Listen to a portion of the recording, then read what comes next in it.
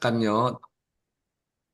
네, 오늘 우리 홍 목사님께서 또 발제하시기 전에 간단하게 기도 한번 하겠습니다. 하나님 아버지, 감사합니다.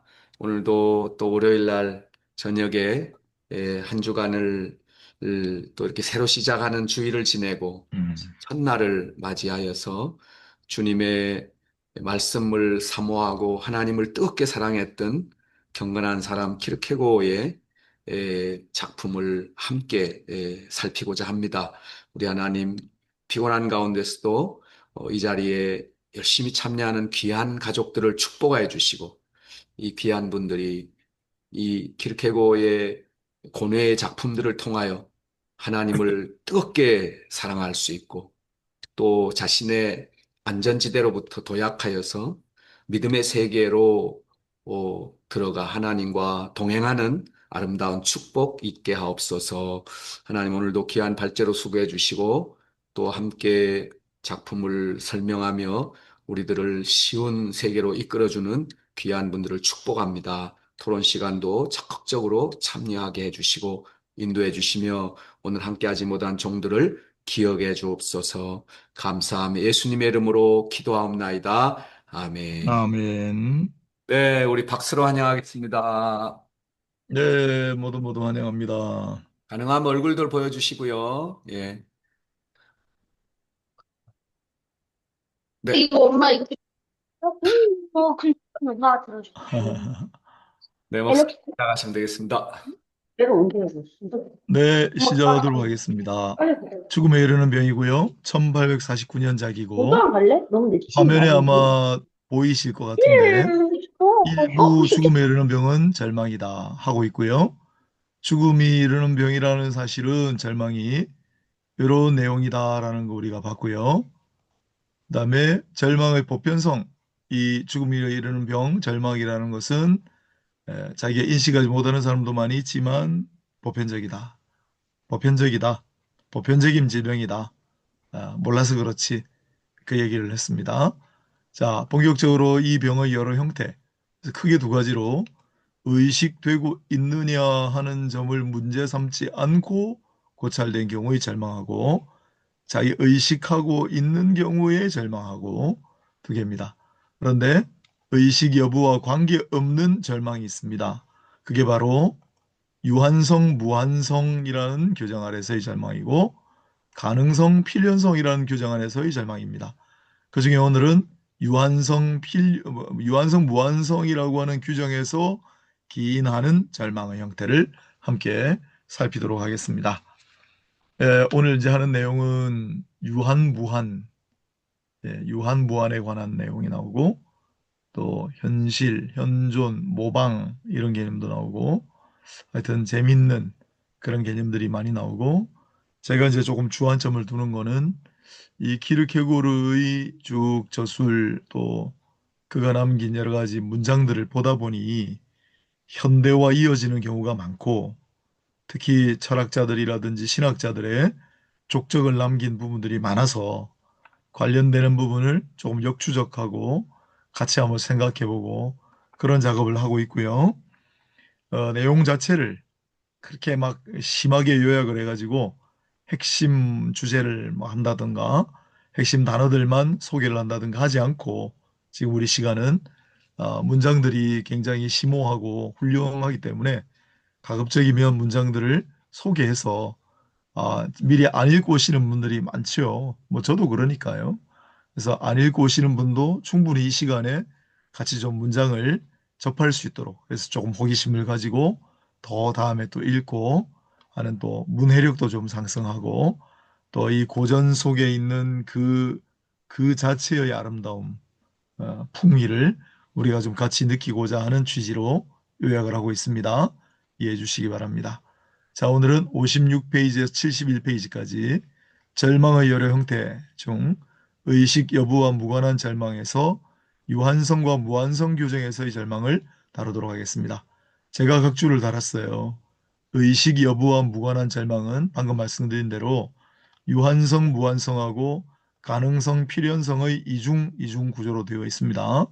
여기에 제가 요거 소개를 좀 먼저 할게요. 무한성이란 키르케고르가 말하는 무한성이란 상상은 잔뜩 하는데 현실을 직시하지 않는 예. 그래서 이거 MBTI도 제가 한번 찾아봤어요. INTP나 INFJ 유형이다. 제가 INTP입니다. 그래서 상상만 하고 현실을 직시하지 않는 맞는 것 같아요. 예, 나는 막 생각만 많이 하거든요. 별 현실 얘기는 생각을 안 하거든요. 유한성은 뭐냐? 현실만 바라보고 타인과 비슷하다는데 안주하고 발전하지 않는. 그러니까 이제 무한성이 결핍되는. 그러니까 저 먼 이상을 바라보고 저 높은 데를 바라보며 막 나아가려고 하지 않고 그냥 뭐 여기가 좋사오니 하는 형인데 ISFJ, ESFJ형. 그다음 가능성이란 현실에 대한 인식과 파악 없이 자기는 뭐든지 할 수 있다고 믿는 ENFP나 ESFP형 이 비슷해요.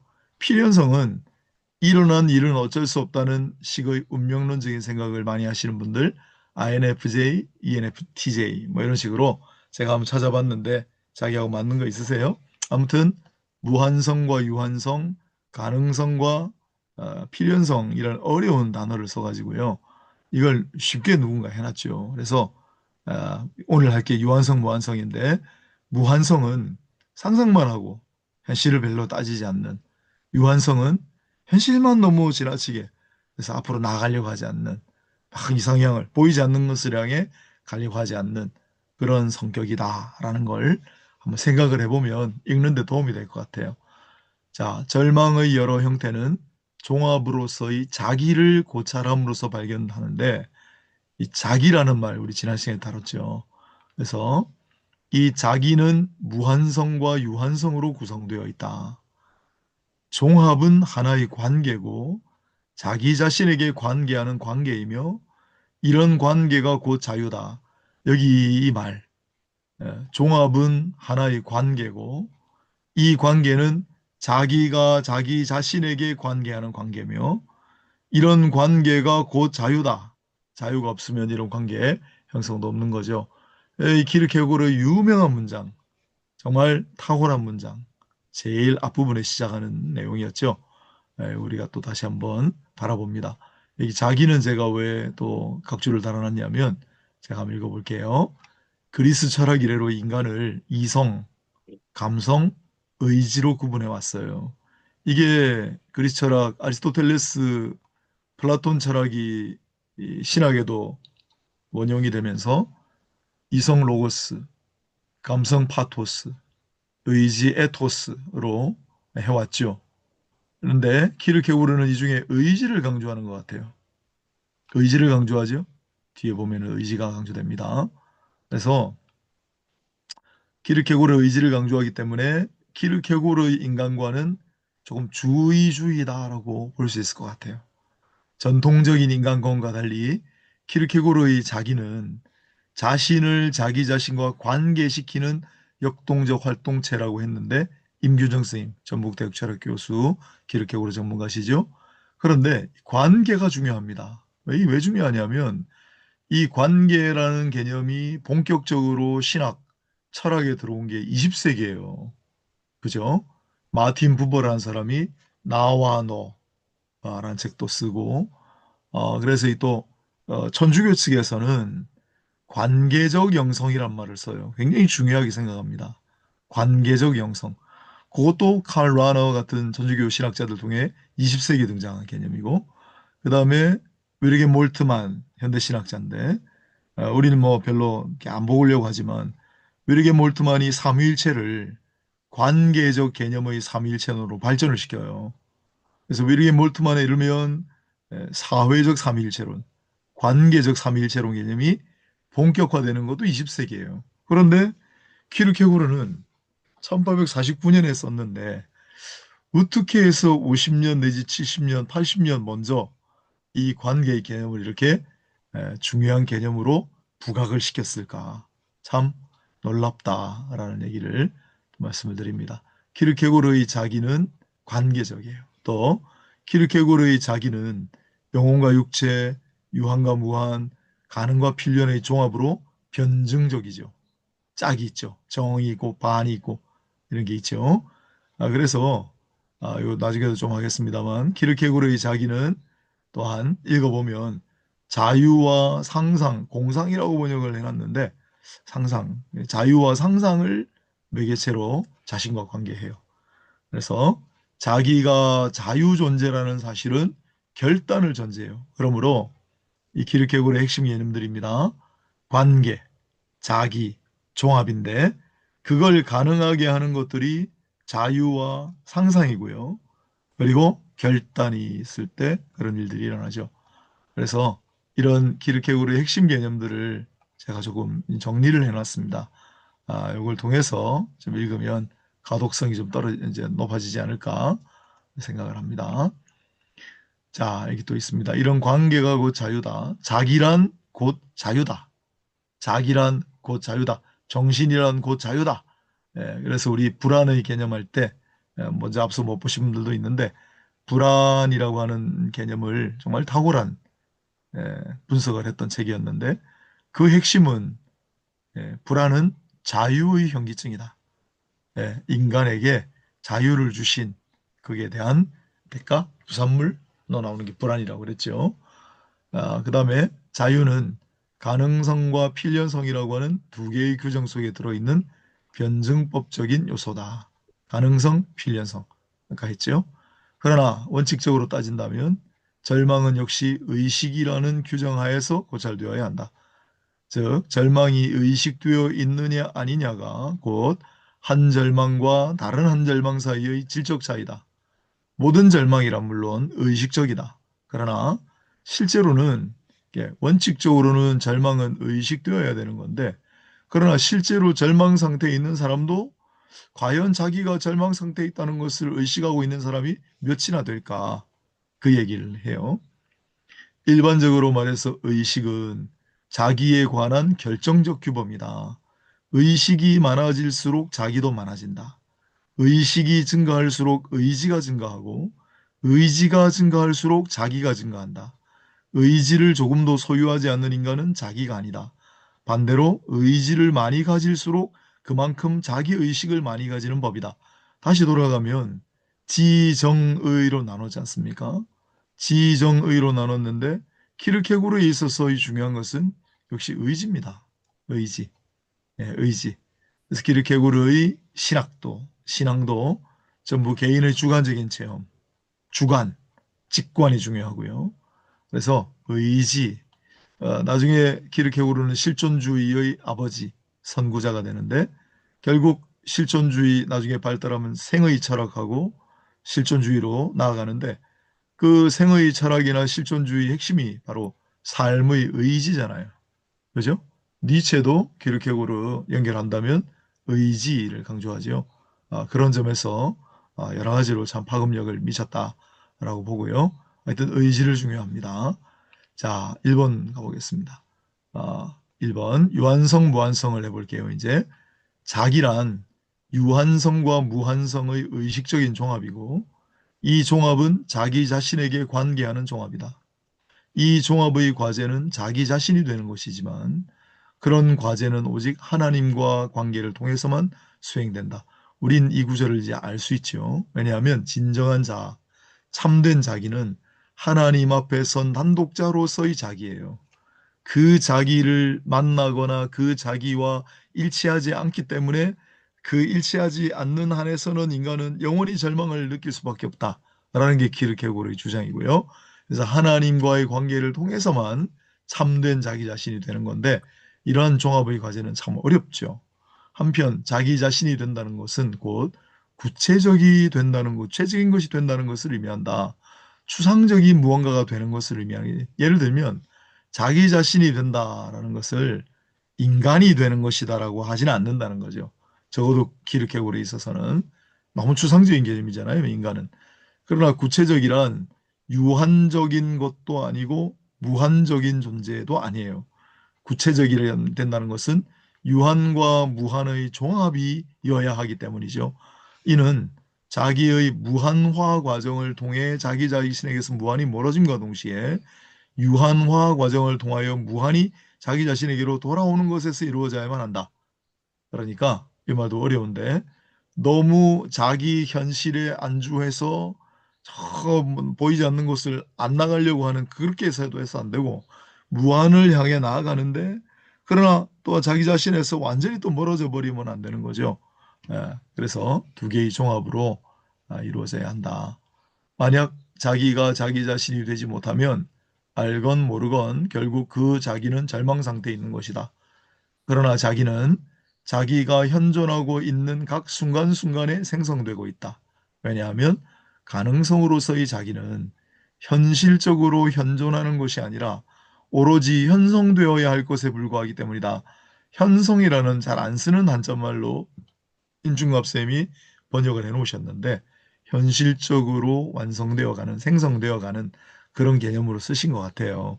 그래서 자기는 현실적으로 현존이 아니라 현실적으로 생성되어 가는 존재다. 라는 것이 이 키르케고르의 입장이었고, 그러나 이 현존, 다사인이라고, 현존제, 현존이라고 하는 개념, 요걸 이제 이 키르케고르의 이 개념을 받아서 이 존재와 시간이라고 하는 유명한 책을 만든 사람이 하이데거, 철학자 하이데거. 제가 그래서 여기 요약할 때 하이데거 얘기를 정말 많이 하는 것 같은데요. 키르케고르 없이는 하이데거 없고 하이데거 없이는 현대 철학이 없어요. 그래서 현대 철학의 많은 부분들을 하이데거에게 비치고 있고 하이데거는 키르케고르에게 비치고 있으니까 우리가 하이데거를 읽을 수는 없지만 좀 이렇게 중간 역할을 하는 것을 참고할 수 있지 않을까 해서 제가 자꾸 말씀을 드립니다. 현존. 그러므로 자기가 자기 자신이 되지 않는 한 자기는 자기 자신이 아니다. 그것이 곧 절망이다. 이제 이해할 수 있죠.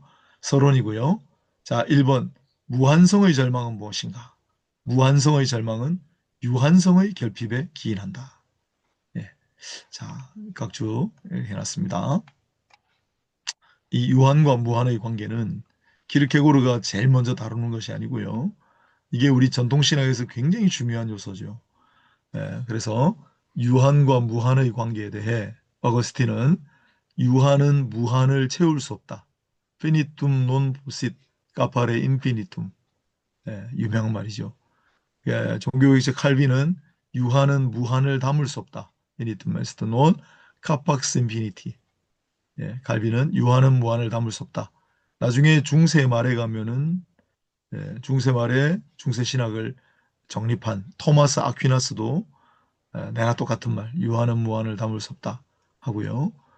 그리고 이 유한과 무한의 논쟁과 관련하여 이제 뒤에 가면 중세 말에 유명론하고 실제론이라고 하는 신학 논쟁도 벌어지고요. 그 다음에 유한자, 무한자의 개념은 헤겔이 굉장히 중요하게 다뤘던 개념이기도 합니다. 그래서 헤겔은 입장이 유한자를 통하여 무한자를 우리가 이해할 수 있다. 유한자와 무한자를 일종의 변증법으로 설명을 한 부분이 나와요. 그러니까 우리가 그걸 다 외우실 필요는 없는데 이 키르케고르의 무한과 유한의 논리 전개는 키르케고르 자체만의 것은 아니고 오랜 신학 전통에 기반한 주제인데 나름대로 굉장히 정치적, 굉장히 키르케고르식으로 독특한 사상 전개를 한다. 그런 쪽으로만 생각을 해보시면 될 것 같습니다. 절망의 상태는 직접적으로 규정할 수 없고 오직 그 반대 요소를 생각함으로써만 규정할 수 있다. 따라서 절망이란 시인처럼 절망이란 이런 겁니다라고 직접적으로 묘사할 수 있는 게 아니고 변증법적인 대립을 반영해야 한다. 이게 이제 변증법 구조, 변증법 사고, 변증법 이제 신앙 체계인데 이걸 이제 우리 정통 신학자들은 가장 비판해요. 뭐냐면은 제가 좀 각주를 달아놨습니다. 신학 관점에서 키르케고르는 주관적인 체험이나 주관적인 지식이 중요하기 때문에 아무래도 객관적인 계시에 관한 개념이 희박할 수밖에 없다. 또 키르케고르는 주로 변증법적으로 이해하고 설명하기 때문에 이것이 없으니 저것이 존재한다든지 이런 대립적인 구도를 강조하기 때문에 역시 계시의 객관성에 소홀하다. 무슨 말이냐면 내가 있고 없고 내가 그걸 이해하고 이해하지 않고 내게 주어졌든 주어지지 않았든 관계없이 하나님의 계시는 객관적으로 존재해요. 우린 그걸 굉장히 강조하거든요. 근데 키르케고르는 그게 아니에요. 변증법적으로 전부 다 분석을 하기 때문에 예를 들어 무한성이 뭐냐, 이 무한성이라는 게 뭐냐를 직접적으로 규정하지 않고 유한성이 아닌 걸로 생각을 해요. 네. 그래서 신앙도 좀 그런 식으로 정의를 하기 때문에 우리 정통신학에서 키르케고르, 내가 그래서 우리 신학 발표할 때 가서 제가 키르케고르 변명을 해줬습니다. 아, 키르케고르 그렇게 비판하지 마십시오. 키르케고르는 자기가 신학자가 아니라고 책에 곳곳에 밝혀놨습니다. 키르케고르는 신학자가 아니라고 자기 극구 변명을 하잖아요. 아무튼 이 키르케고르를 비판하는 전통신학이 비판하는 핵심이 이거예요. 예, 변증법. 예, 직접적으로 규정하지 아니하고 관계를 통해서 반대 개념을 통해서 간접적으로 정립한다는 거. 자, 그 다음에 예, 구체적이란 예, 여기죠. 그러므로 무한이 되고 만 것으로 상상하거나 혹은 무한이기를 바라는 모든 인간적 존재, 무한을 사모하거나 뭔가 무한에 도달한 거 아닌가라고 생각하는 사람은 그 순간마다 절망이에요. 왜냐하면 진짜 그렇게 됐다면 또 무한만 강조하는 그러한 존재가 돼버렸다면 유한이 실종됐으니까 종합이어야 하는데 유한이 실종됐으니까 절망이죠. 종합에 있어서 유한성은 국한하는 요소고 무한성은 확장하는 요소겠죠. 그러나 무한성의 절망은 공상적인 것이고 한계가 없다. 절망을 체험함으로써 자기가 자기 자신을 분명하게 하나님 속에 터전을 잡게 하는 경우에 있어서만 비로소 자기는 건강하며 절망에서 해방되어 있을 수 있기 때문이다. 네. 그래서 무한성만 계속 막 모든 걸 무한성으로만 한다면 어차피 우리는 유한한 존재이기 때문에 무한성을 가질 수도 없는데 끊임없이 무한성만 상상한다면 그 절망일 수밖에 없을 거 아닙니까? 두말할 나위 없이 공상적인 것은 공상과 가장 가까운 관계에 있다. 그러나 이 공상은 상상이라고 해도 뭐 그건 무방할 것 같아요. 동시에 감정과 인식과 의지에 관계하기 때문에 자, 이거 기르케고로도 지정의로 설명을 합니다. 지금부터 인간은 공상적인 인식과 공상적인 감정과 공상적인 의지를 가질 수 있다.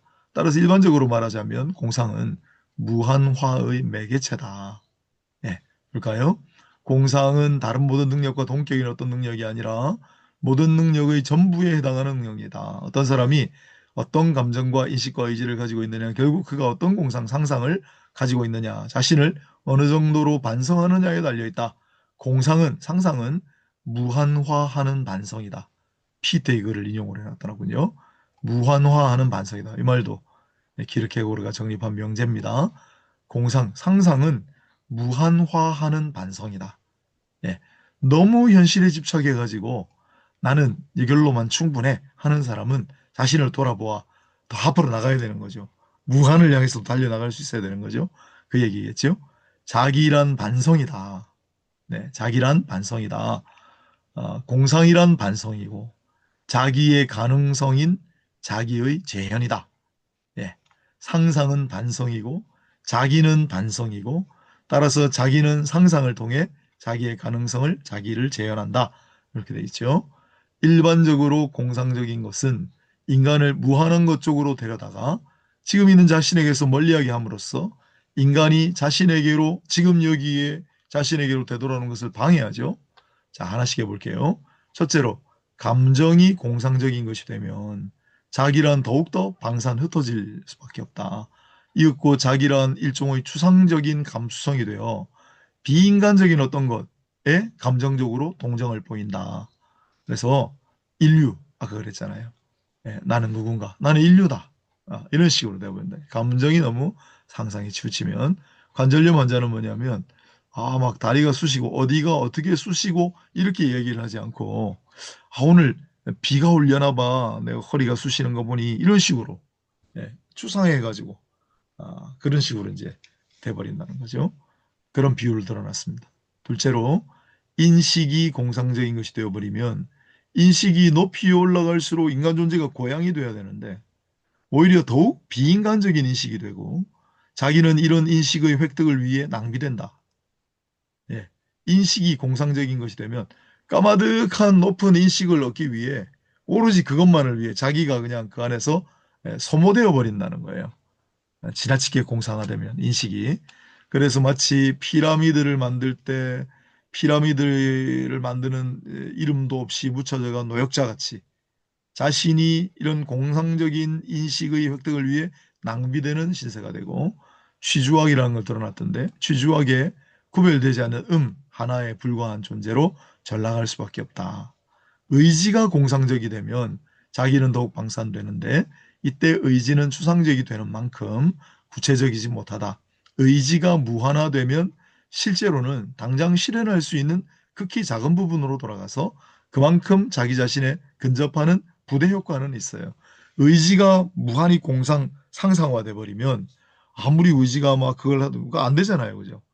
안 되니까, 불가능하니까 실제로 우리가 할 수 있는 부분으로 오히려 우리 의지가 거기에 집중해 가지고 뭔가를 해내는 그러한 이제 작용이 일어날 테니까, 그 점에 있어서는 오히려 자기 자신으로 근접하는 결과를 초래하는 건 의지밖에 없는 거죠.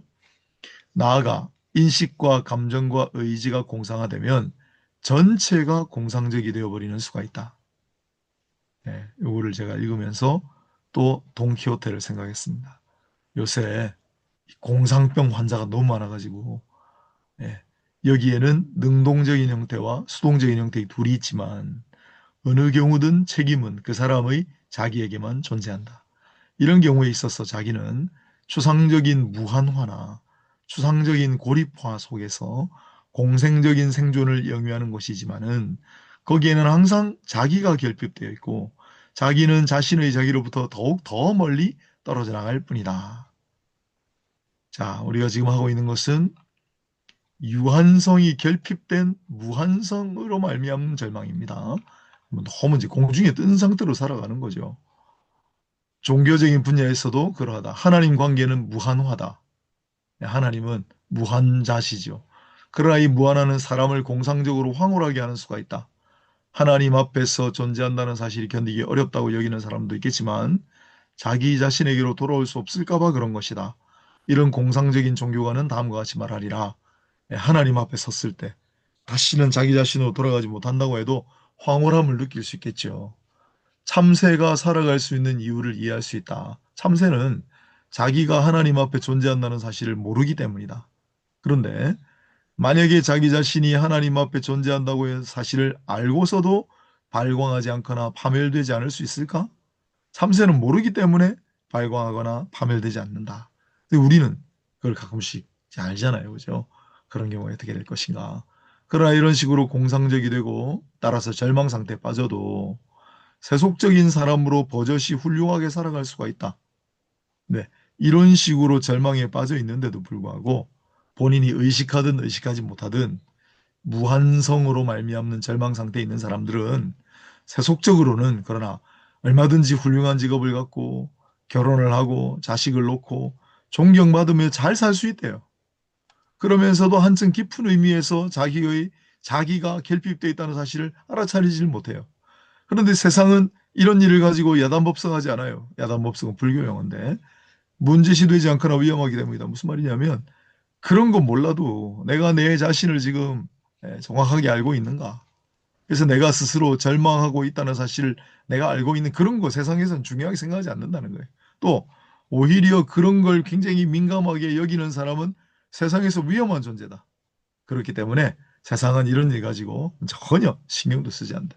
자기 자신을 상실한다는 최대의 위험이 세상에서는 마치 아무렇지도 않은 일이긴 한 것처럼 조용히 간과돼요. 여기 재밌는 얘기를 써놨어요. 이 상실, 이 중요한 상실, 이 본질의 상실, 이 절망, 죽음에 이르는 병, 이 상실을 세상은 어쩜 그렇게 조용히 간과한단 말인가. 팔다리가 하나 떨어지거나 5달러를 잃어버리거나 아내를 잃어버리면 금방 그 상실에 대해서 난리를 치는 이 세상이 이 중요한 상실에 대해서는 왜 이렇게 간과하는가. 너무나 이상하다. 키르케고르의 말이었습니다. 두 번째, 유한성의 절망은 무한성의 결핍에 기인한다. 우리 아까 MBTI를 생각하시면 이해하기 쉬울 거예요. 무한성을 결리한다는 것은 절망적으로 마음이 편협하고 한정되어 있다는 것을 의미한다. 윤리적인 의미에서 그렇다. 지적으로 국한되었거나 미적으로 국한되었거나 하는 따위는 세상에서 잘도 무리를 일으키건만 정작 꼭 필요한 자기 상실은 조금도 이해하지 못하고 거기 수반되어 나타나는 정신의 편협성이나 국한됨에는 별반 관심이 없고 아무런 이해도 없다. 아까도 마찬가지로 그 무한성의 상실, 무한성의 결핍, 유한성의 결핍이었죠. 유한성의 결핍을 세상이 어쩜 그렇게 모른 채 하느냐. 반대로 또 이 무한성의 결핍을 세상은 또 왜 이렇게 이해하지 못하는가. 아무 관심이 없대요. 여기서는 무한화로 인한 자기 상실이 아니라 전적 유한화로 인한 자기 상실. 너무 지나치게 유한화되기 때문에 문제가 되는 거죠.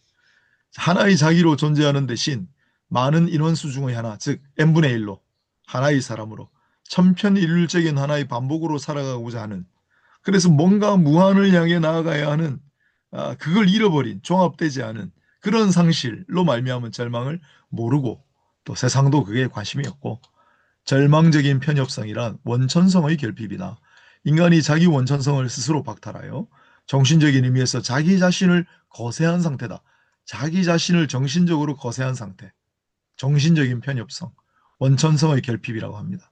도대체가 인간이란 워낙 자기로서 창조되었고 자신의 자기가 되지 않을 수 없게끔 운명지어졌는데, 그런데 그걸 신경 안 쓰니까요. 모든 자기란 모난 존재이기는 하다. 그렇다고 해서 존재 자체를 마멸하거나 포기해서는 안 된다. 인간이란 본질적인 우연성 안에서만 자기 자신에 대해서 자기이기 때문이다. 이거 뭐 해봐야 뭐 관두자. 이렇게 하면 안 된다는 거예요. 절망의 한 형태는 무한한 것 속으로 휩쓸려 들어가서 자신의 자기를 잃는 것이 한편, 다른 형태는 말하자면 다른 사람들에게 횡령당하는 것이다. 요거.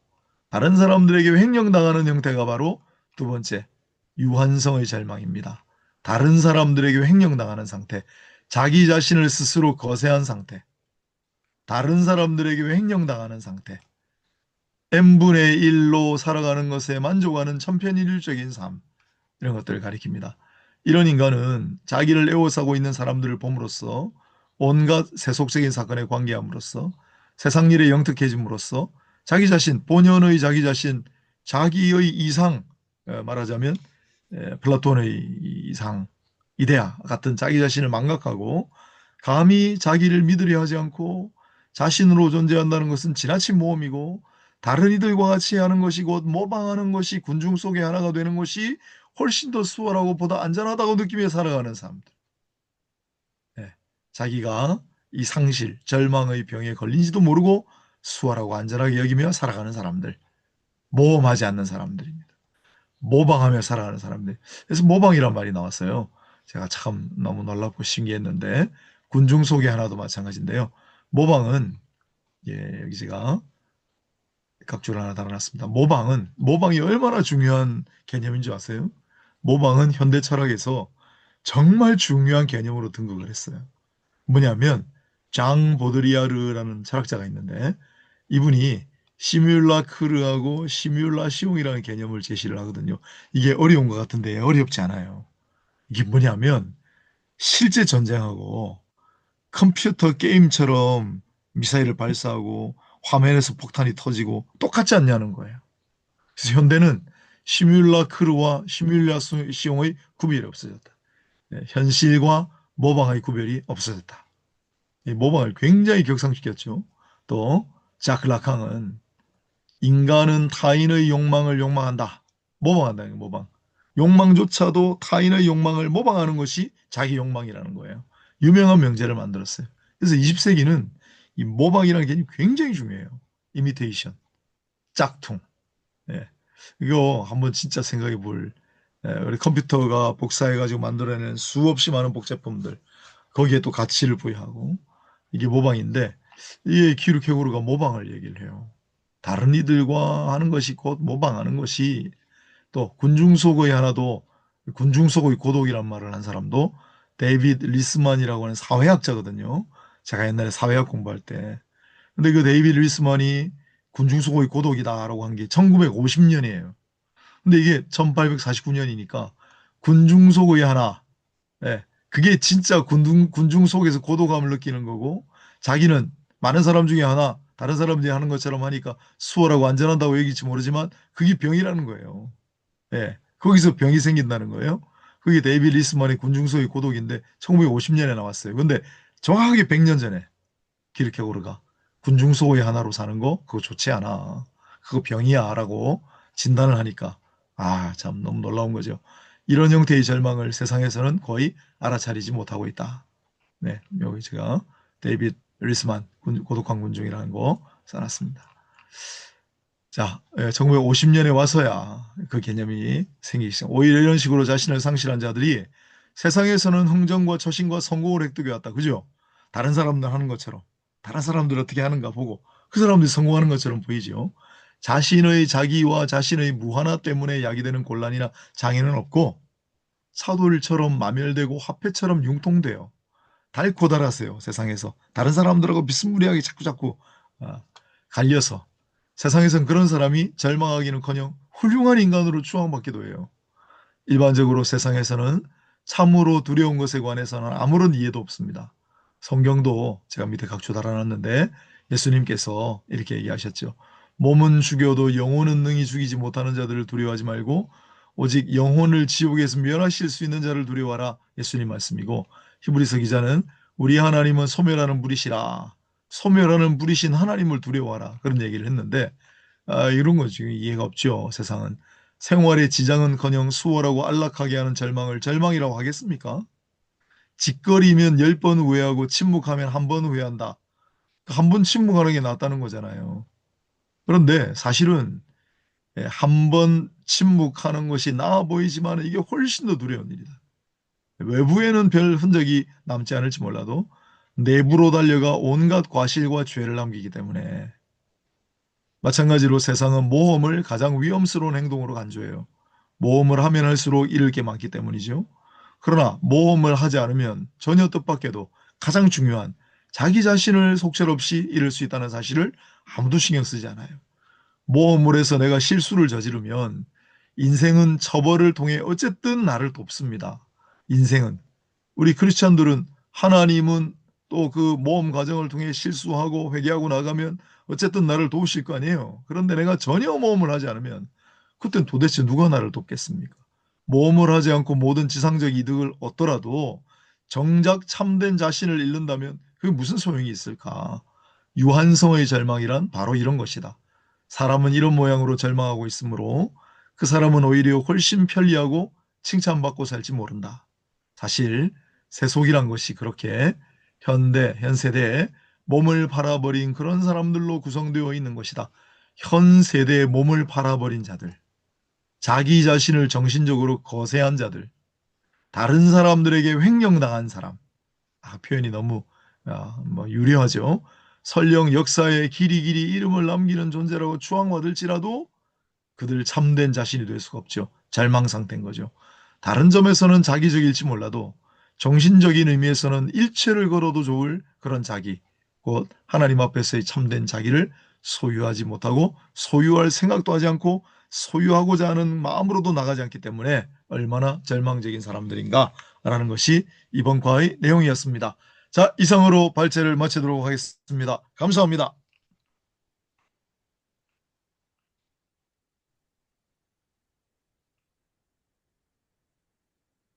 아이고야, 너무 수고하셨습니다.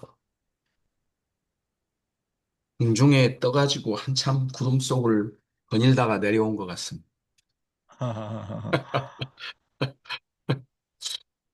예, 오늘은 우리 이 요한 브라더께서 자기 얼굴을 안 보여주시네요.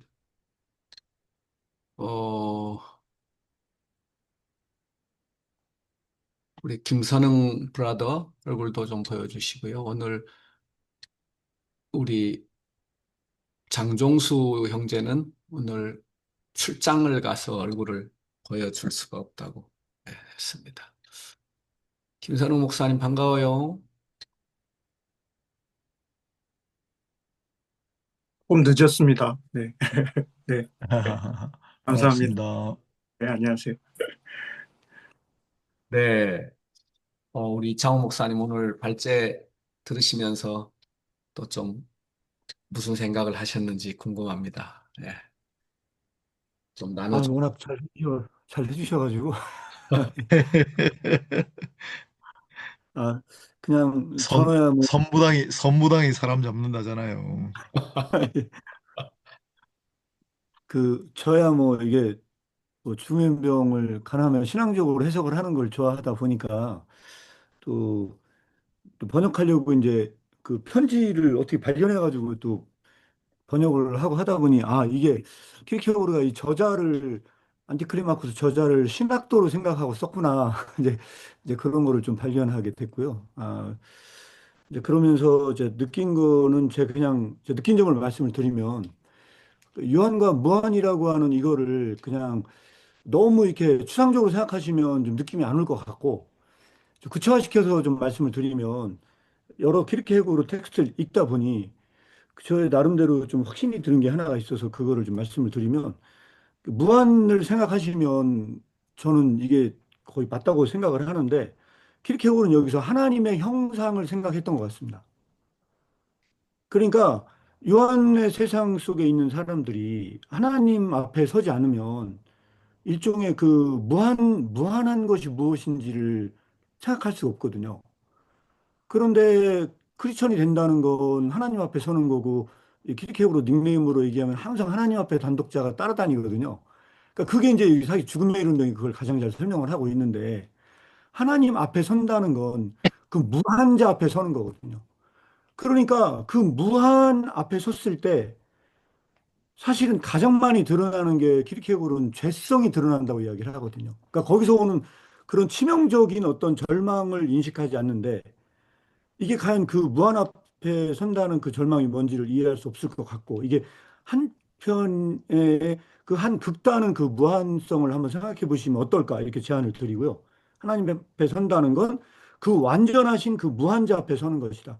이렇게 이해를 하시면 좀 더 수월하실 것 같고 그 다음에 이제 또 한편의 그저 유한성은 이렇게 생각하시면 좋을 것 같은데 그런데 현실의 나는 너무 많은 그런 죄된 그 실존, 그러니까 하나님을 만나기 직전 상태에 완전히 그 망가진 나를 한번 상상해 보시면 어떨까 싶습니다. 여기서 그 매개는 상상입니다, 상상. 그 상상을 매개로 내가 그런 사람이다라고 얘기를 하면요. 너무 이질적인 거예요. 지금 여기서 가장 비참한 상태로 있는 사람이 가장 하나님의 형상을 닮은 자로 있을 때 이 양극단에서 오는 그런 이질성, 그리고 이거를 종합시켜야 하고 그 하나님의 형상을 구체화시켜야 하는 실존. 이게 이제 이 전체에 담겨져 있는 큰 하나의 그 구조인 것처럼 보여져서 이렇게 한번 좀그 이해를 돕기 위해서 그냥 큰 그림에서 한번 설명드렸습니다. 네. 그 제임스 스미스가 쓴 3부작 중에 하나가 하나님 나라를 상상하라라는 책이던데,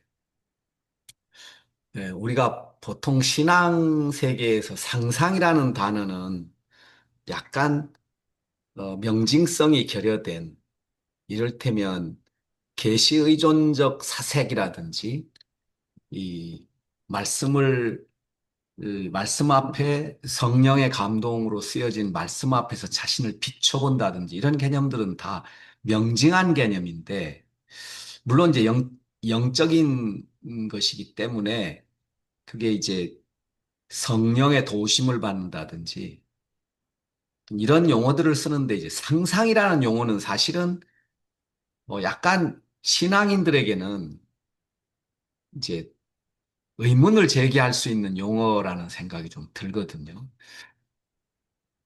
혹시, 혹시 우리 그리스도인이 상상력을 가지고 하나님을 추상한다든지, 물론 이제 마음의 활동, 심리의 어떤 그 운동성, 활동성, 이런 것들을 그냥 아주 편하게 상상이라는 언어로 그렇게 사용해도 되기는 하겠습니다만은, 이제 묵상이라든지 또는 계시 의존적 사색이라든지 이런 용어들과 상대적으로 상상이라는 용어는 저는 이제 제임스 스미스를 읽으면서 처음 들었고 이제 오늘 키르케고를 통해서는 무한성과 유한성이라는 개념에서 무한성을 이야기하면서 이제 상상 개념을 도입하는 것 같은데 저는 오히려 예수 그리스도를 통해서 명징하게 무한자께서 그 유한의 세계로 들어오신 그리스도를 통하여 자신을 명징하게 보여줬다라고 이렇게 본다면, 어, 그리스도는 유한자라고 볼 수 있을까? 성부를 무한자라고 본다면 그리스도를 성자를 유한자라고 볼 수 있을까? 그리고 성부와 성자 사이를 이, 이 프롬블라인 시계추처럼 성부와 성자의 극한을 왔다 갔다 하는 그 공간, 그것을 상상이라고 할 수 있을까? 뭐 이런 좀 행설수설 그런 생각을 좀 해봤습니다. 예, 이 목사님 어떤 아, 예. 아까 사실은 홍석진 목사님이 모방을 굉장히 강조해 주셨는데, 키르케고르는 이 모방이 너무너무 중요한 부분 중에 하나거든요. 그래서 이 모방이라고 하는 게 얼마나 중요한 거냐면, 이 세속적인 세계에서 절망한 사람들은 그렇게 세속 세계를 모방을 해요. 그 세속 세계를 모방을 하다 보니까 점점 더 자기로부터 멀어지거든요. 그래서 이게 좀 어렵게 철학적인 걸로 이야기를 하자면 존재의 상실이거든요, 이게. 진짜 자기가 상실된 상황에서 단 한 번도 자기로 돌아온 적이 없는 겁니다. 지속적으로 자기 상실의 상태로 빠져나가는 것이 세속적인 세계 속에서의 모방이거든요. 그런데 왜 그럼 그렇게 모방을 하느냐? 그곳이 안전하기 때문에 모방을 한대요. 그러니까 뭐냐면 세속 세계에는 군중들 속에 숨어 있으면 굉장히 안전하다고 느낀답니다. 그 대표적인 걸로 뭘 느낄 수 있냐면 대중문화입니다. 이 대중문화 같은 경우는 그 일반적인 그 겁쟁이들이 숨기에 가장 좋다고 이야기를 합니다. 왜 그러냐면 대중성 안에서는요, 그 사람들과 비슷하게만 살면 내가 튀지 않거든요. 그런데 다른 사람은 다 똑같은 패턴으로 어떤 행동을 하는데 나만 튀려고 하면은 거기는 어떤 리스크가 따른다는 거죠. 그래서 그 일반적인 세속적인 세속성 속에서 그가 그 위험 회피적인 요소로 나타나면 그게 이제 이런 대중문화 같은 그런 모방성 속에서 숨어서 지낸다. 그래서 이런 사람들은 다 겁쟁이라고 키르케고르는 얘기를 합니다. 그러면서 대중은 다 비진리다. 이렇게 설명을 하거든요. 그러면은 믿는 자는 어떻게 해야 되느냐? 하나님 앞에 단독자로 서야 되거든요. 근데 하나님 앞에 단독자로 선다는 건 너무 위험한 겁니다. 이거는. 왜냐면 그 군중의 바깥에 서야 되거든요. 그래서 그 아이러니의 개념에서는 이걸 뭐라고 설명을 하냐? 이거를 시대의 대열에서 벗어났다고 설명을 합니다.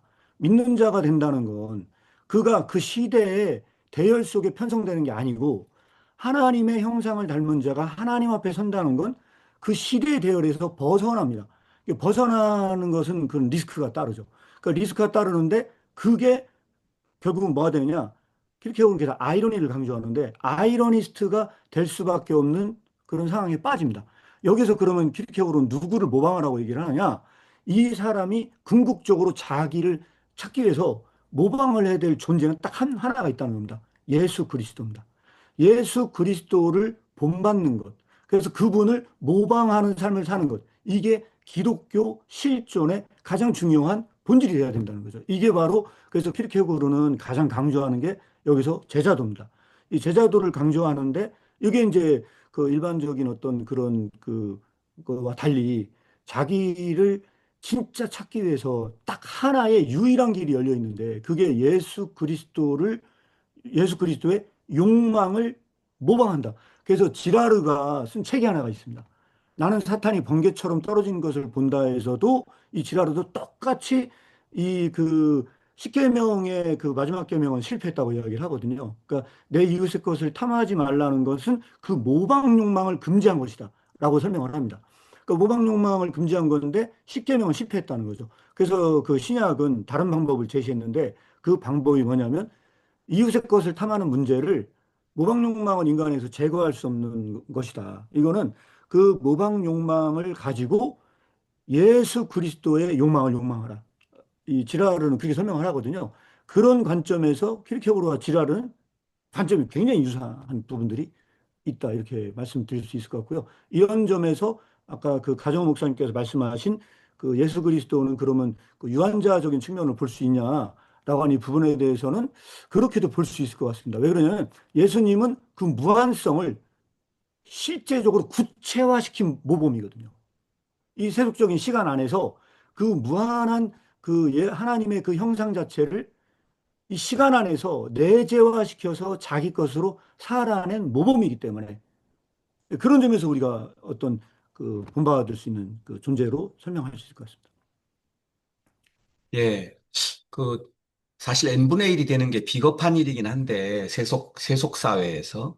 근데 또 하나님의 네. 형상을 가진 그리스도인들 사이에서 그 보통의 사람, 여러 사람 중에 한 사람으로 머무르는 것은 또 굉장히 큰 용기라는 생각이 들더라고요.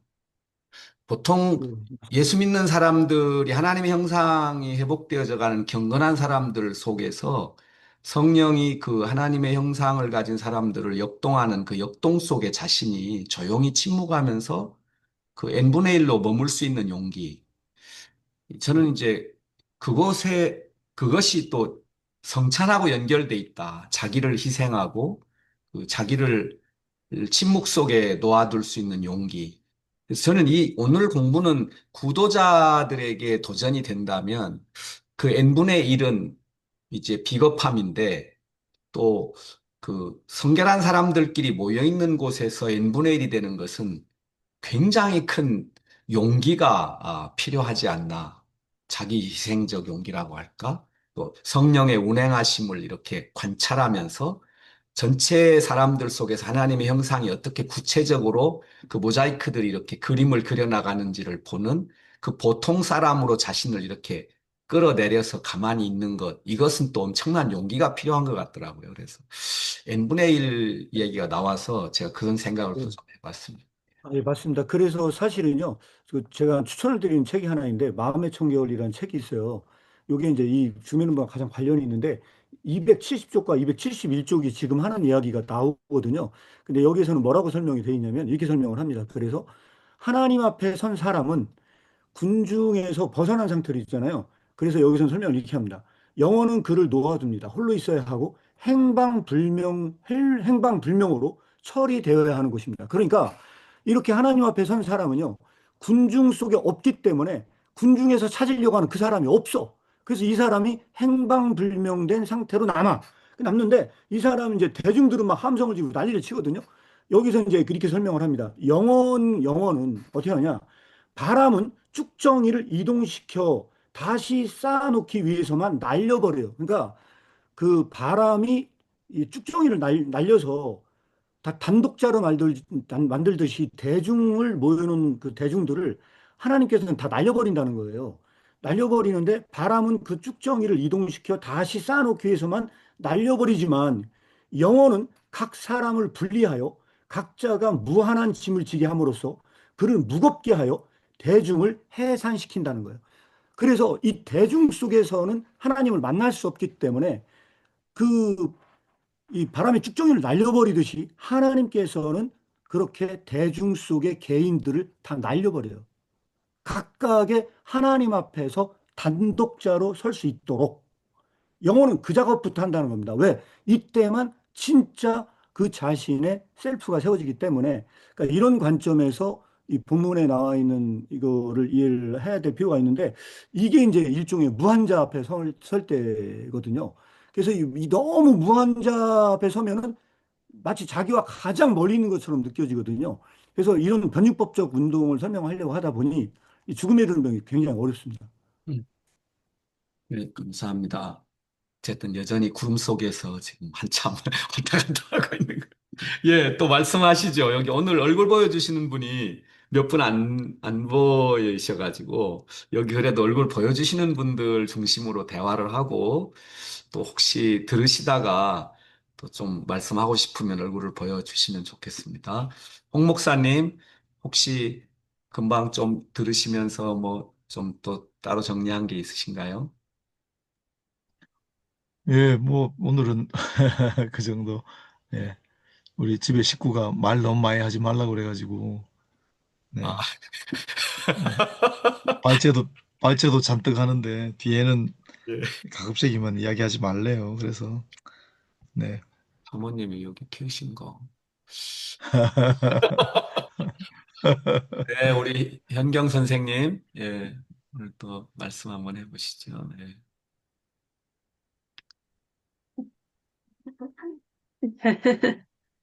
아, 아, 저는, 예. 읽을 때마다, 이런 분들 읽을 때마다, 예, 진짜, 뭐, 쓰는 사람도 있는데, 뭐, 어떻게, 뭐, 예, 이렇게, 읽는 것이 그렇게 여러 번 읽고, 뭐, 예, 이해하다 보면은 이해가 되겠지라고 이제 뭐 생각하지만, 진짜 읽는 것도 이렇게 어려운데, 쓰는 사람은 정말 천재란 이런, 어, 예, 이런 문장을 쓰고, 예, 이런, 이렇게 디스코스를 전개하는 분은 정말 천재라는 생각이 정말 듭니다. 네, 그랬고, 상관없는 질문을 좀 드리고 싶은, 예, 조금만, 예, 네, 계속 제가 좀 뜬금없는 질문. 예, 네, 지난 시간에 이제 목사님께서 이제 말씀을 해주셨던 대로, 지금 오늘도 이제 잠깐 말씀해 주셨는데요. 예, 지금 실존주의 철학에 이 사람의 이제 그 키르케고르가 어떤 선고 이제 그렇게 이제 저도 그렇게 듣기는 들었습니다. 뭐 까미라든지 아니면은 하이데거 혹은 니체가 뭐 실존주의자로 지금 선구자인지 아니면 정확하게 실존주의자인지는 저는 잘은 모르겠지만 어쨌든 그렇게 이제 알고는 있는데요. 근데 그 사람들은 이제 무신론적 실존주의자로 이제 분류가 되고 뭐 특히 까미나 뭐 예, 그런 사람들 이제 그런 사람 그런데 제가 뭐 유신론적인 실존주의자로 이제 알고 있는 사람은 예, 하이데거 동시대 야스퍼스 그 정도로 이제 알고 있습니다만은 예 근데 사실 좀 제 개인적인 그냥 단상입니다. 예, 말씀 이렇게 예, 들어 하고 이제 책을 좀 읽어보고 그리고 또 계속 하나님 앞에서 뭐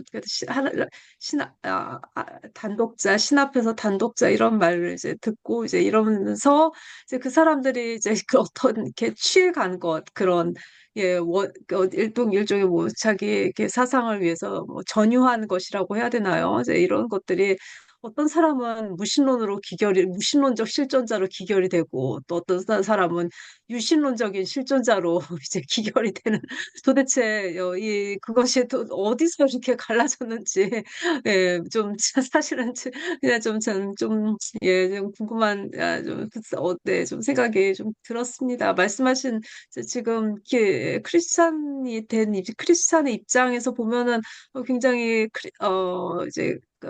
예, 정말 그리스도의 교회 이제 굉장히 본질에 이제 가깝게 다가가려고 하는 이제 그런 거를 이제 볼 수가 있는데 이제 그런 것들을 무시했다기보다는 예, 그런 것들은 이제 어떤 뭐 자기가 다루지 않는 이제 영역으로 예, 일단 어떻게 음, 이제 치워놓고 이제 그런 어떤 실존주의적인 이제 뭐 의지, 예, 결단 뭐 이런 것을 이제 강조했다는 거 이제 그런 것에 대해서 좀 예, 무엇이 그들을 이제 갈랐을까라는 생각이 좀 들고요. 저는 야스퍼스가 유신론적 실존주의자라는 건 알지만 뭐 크리스찬인지 정확하게 그 크리스찬이라는 것도 흔히 말하는 본 어겐 크리스찬인지 아닌지는 그러니까 유신론이라고 하는 것이 잘 모르겠습니다. 뭐 범신론은 아닌 걸로 알고 있고요. 네, 일단 뭐 범죄신론 뭐 이런 거는 아닌 걸로 이제 알고 있고 그리고 제가 예전부터 궁금했었던 것은 야스퍼스하고 그리고 할거의 제자였다가 나중에 이제 야스퍼스의 제자가 됐죠. 그 한나 아렌트 같은 사람의 박사 이제 논문 같은 경우에는 이제 어거스틴의 나타난 이제 사랑의 개념 일인 걸로 알고 있는데요. 이제 물론 한나 아렌트도 이제 크리스천이 아니었습니다. 크리스천은 아니었죠. 이제 크리스천은 아니었는데 야스퍼스 이제 밑에서 이제 그 논문을 썼는데 제가 알기로는 이제 그때 나 제3제국의 집권 때문에 두 번의 탈출을 걸쳐서 미국으로 올 때 너덜너덜해진 원고를 가지고 예, 사후에 출판이 이제 뭐 된 걸로 이제 영어로 예, 출판이 된 걸로 알고 있는데요. 좀 놀랍긴 했습니다. 사실 왜냐하면은 어거스틴의 사랑의 어거스틴에 나타난 이제 그 사랑의 개념이라는 이제 그러한 주제를 가지고 쓰는 사람 크리스찬이 아니어도 아 이런 글을 쓸 수가 이제 있구나 라는 생각도 들고 충분히 가능하다는 생각도 들긴 했습니다. 그리고 예, 좀 무엇이 근데 그들을 갈랐을까요? 아니, 예, 그런 유신론적, 이 같은 키에르케고르의 영향을 받으면서 유신론적 실존주의자가 누구는 되고, 또 그리고 혹은 무신론적인, 예, 실존주의자라는 이제 그런 것이 되고, 이제 그런 것들, 이제 그런 것들이 이제 좀 되는, 사실, 네, 제가 뭐 잠깐 듣기로는, 예, 연스포스보다 하이데거가 철학적으로 조금 더 뛰어난 사상가라는 이제 좀 불편한 진실이라는 이제 그런 것이 이제 그들 때문에 이제 어떻게 보면 그 야스퍼스는 그 사람의 이제 삶을 통해서는 결단을 정말 보여줬죠. 이제 그런 어떠한 대한 대항이라고 해야 되나, 그러니까 예, 그런 이제 물론 예, 그런 것들 이제 그런 것들을 보여줬는데 예, 그 사상을 통해서는 또 어떤지 무엇이 그들을 갈랐을까라는 그런 생각을 저는 좀 해본 적이 있습니다. 네네. 예, 혹시 뭐 철학이나 예, 감사합니다. 네네. 죄송합니다. 말이 길어져서. 아닙니다, 아닙니다. 예. 또 맥락을 잘 들으면 또 고민거리가 되겠네요. 혹시, 예, 우리 현경 자매님 말씀에 대해서 뭐, 이창호 목사님 혹시, 예, 무엇이 그들을 갈랐나? 예. 일단은 그냥 저도 제 사견으로 말씀을 드리면 키르케고르는 사실 하나님 빼면은 알다시피 모든 철학서나 불안의 개념이나 이렇게 철학에서 가장 많이 인용한 글들도 사실 하나님 없는 사상이 거의 불가능하거든요. 키르케고르는. 그런데 그 철학에서 그럼 키르케고르를 어떻게 그 사용을 했느냐 하는 그 부분에 대해서는 저는 굉장히 마음이 불편합니다. 솔직히 얘기하면. 왜냐하면 키르케고르는 그 일기에도 그렇고 내가 진짜 하고 싶은 얘기는 사상서에 없다. 나는 사상적인 이야기를 하려고 하는 게 아니고 내가 진짜 하고 싶은 얘기는 내가 쓴 글을 봐라. 거기에 내가 진짜 하고 싶은 얘기 다 들어있다. 이제 그렇게 얘기하면서 어떤 불만을 얘기했냐면 내가 왼손으로 준 거를 사람들은 오른손으로 받았고 내가 오른손으로 준 걸 사람들이 왼손으로 받았다고 불평을 합니다. 이것도 그 불평도 굉장히 문학적으로 사실 쓰고 있거든요. 그러니까 사람들이 자기가 진짜 말하고자 하는 건 아무 관심이 없고 그 어떤 사유 자체 그래서 그 조지 패터슨이라는 키르케고르를 연구했던 그 연구자가 이런 얘기를 합니다. 키르케고르의 가명의 사상서는 전부 다 본인이 하고자 하는 얘기가 아니고 일종의 가명을 통한 사고 실험을 한 것이다. 사고 실험을 한 것이다라고 이야기를 하거든요. 근데 그런 사고 실험을 한 걸 가지고 철학에서 그걸 다 갖다 쓴 거는 진짜 키르케고르의 본질이 아니다. 그거는 하나님이라는 그 키워드만 딱 빼버리면 바로 제가 볼 때는 무신론적 실존주의로 갈 수 있는 어떤 그 의제의 문제로 바뀌어볼 수 있는 부분들이기 때문에 굉장히 중요한 어떤 사유만 갖고 일종의 도둑질을 한 거기 때문에 이제 그런 부분에서는 저는 철저하게 이 반대합니다. 그래서 그 하이데거의 존재와 시간이라는 책이 있습니다. 그 책에 다른 사람들은 관심을 안 갖지만 저 같은 사람이 관심 갖는 게 하나가 있는데 하이데거가 쓴 그 존재와 시간 각주에 유독 딱 눈에 딱 들어온 각주가 저에게 하나가 있었거든요. 근데 그 각주에 키르케고르를 언급을 하고 있습니다. 언급을 하고 있는데 뭐라고 써놨냐면 이렇게 써놨습니다. 하이데거가 말하기를 키르케고르의 가명의 작품에는 그 사상서에는 불안의 개념을 제외하고는 읽을 거리가 없다. 하이데거의 평가입니다. 불안의 개념을 제외하고는 읽을 거리가 없고 그의 본명의 그 설교집, 그 강화집에 읽을 거리가 훨씬 더 많다고 설명을 하고 있습니다. 그럼 그 얘기는 무슨 얘기일까요? 하이데거는 키르케고르의 사상서에서 아이디어를 얻은 게 아니고 그의 진짜 본명의 작품을 읽으면서 자기가 그 존재와 시간을 쓰는데 굉장히 많은 아이디어를 얻었다는 이야기거든요. 거기에 대다수 많은 개념들이 그 시간성 개념과 그런 영혼성 개념이 뭐 너무 많이 그 들어있는 그런 요소들로 되어져 있습니다. 그러니까 이런 부분에서 키르케고르를 실존 철학자로 이해하는 것은 이거는 오해일 수 있다. 일단 저는 개인적으로 생각을 하고요. 그런 그 실존주의라는 학문을 한 적이 없고, 어떻게 보면 그런 학적인 작업을 한 거는 하이데거이지 않았는가, 이렇게 그거는 명확히 구분을 했으면 좋겠다, 이렇게 말씀을 드리고요. 하나 더 말씀을 드리면, 존 스토트 교수님이 그 쓴 책을 제가 쇠는 키르케고르 입문으로 번역을 했는데, 이 책에서 이 키르케고르와 헤겔의 전문가이신 이 교수님은 뭐라고 얘기를 하냐면요. 키르케고르는 어떤 이즘에 들어가지 않는다고 이야기를 합니다. 일종의 소크라테스적으로 아포리아 글쓰기를 했다는 거죠. 내가 하는 게 이게 정답이야라고 하는 글을 쓴 게 아니고 누구나 그거를 자기가 갖다 쓸 수 있는 개방적 형태로 글을 썼다는 겁니다. 그렇다 보니까 이 포스트 모던 세계에서 뭐 다 키르케고르가 자기의 그 아버지다, 실존주의 아버지, 해체 철학의 아버지 다 갖다 쓰고 있는데 키르케고르는 그런 이즘에 들어가지 않는다. 그 정도로 키르케고르는 부정적인 글쓰기, 어떤 그 개방적 글쓰기를 했기 때문에 이런 그 소크라테스적인 글쓰기를 했기 때문에 그런 결과가 나온 거고 그 어떤 것 안으로 넣으려고 하는 것도 전부 다 이거에 대한 왜곡된 이해다라고 이제 그렇게 설명을 하고 있습니다. 근데 그런 설명이 제가 볼 때는 맞지 않나 이런 판단이 들어서 말씀드립니다. 예, 어, 최정인 교수님 들어오셨군요. 어, 새벽에 잠도 안 주무시고 들어오셨나 봐요. 마이크를 켜셔야 됩니다. 마이크를 끄셨어요, 최 교수님.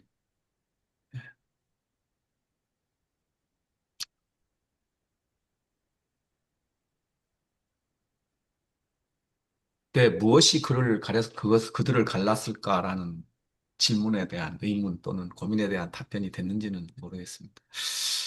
네. 근데 저는 무엇이 그들을 갈랐을까라고 질문하면 전 이렇게 그냥 개인적으로 이런 대답을 하고 싶어요.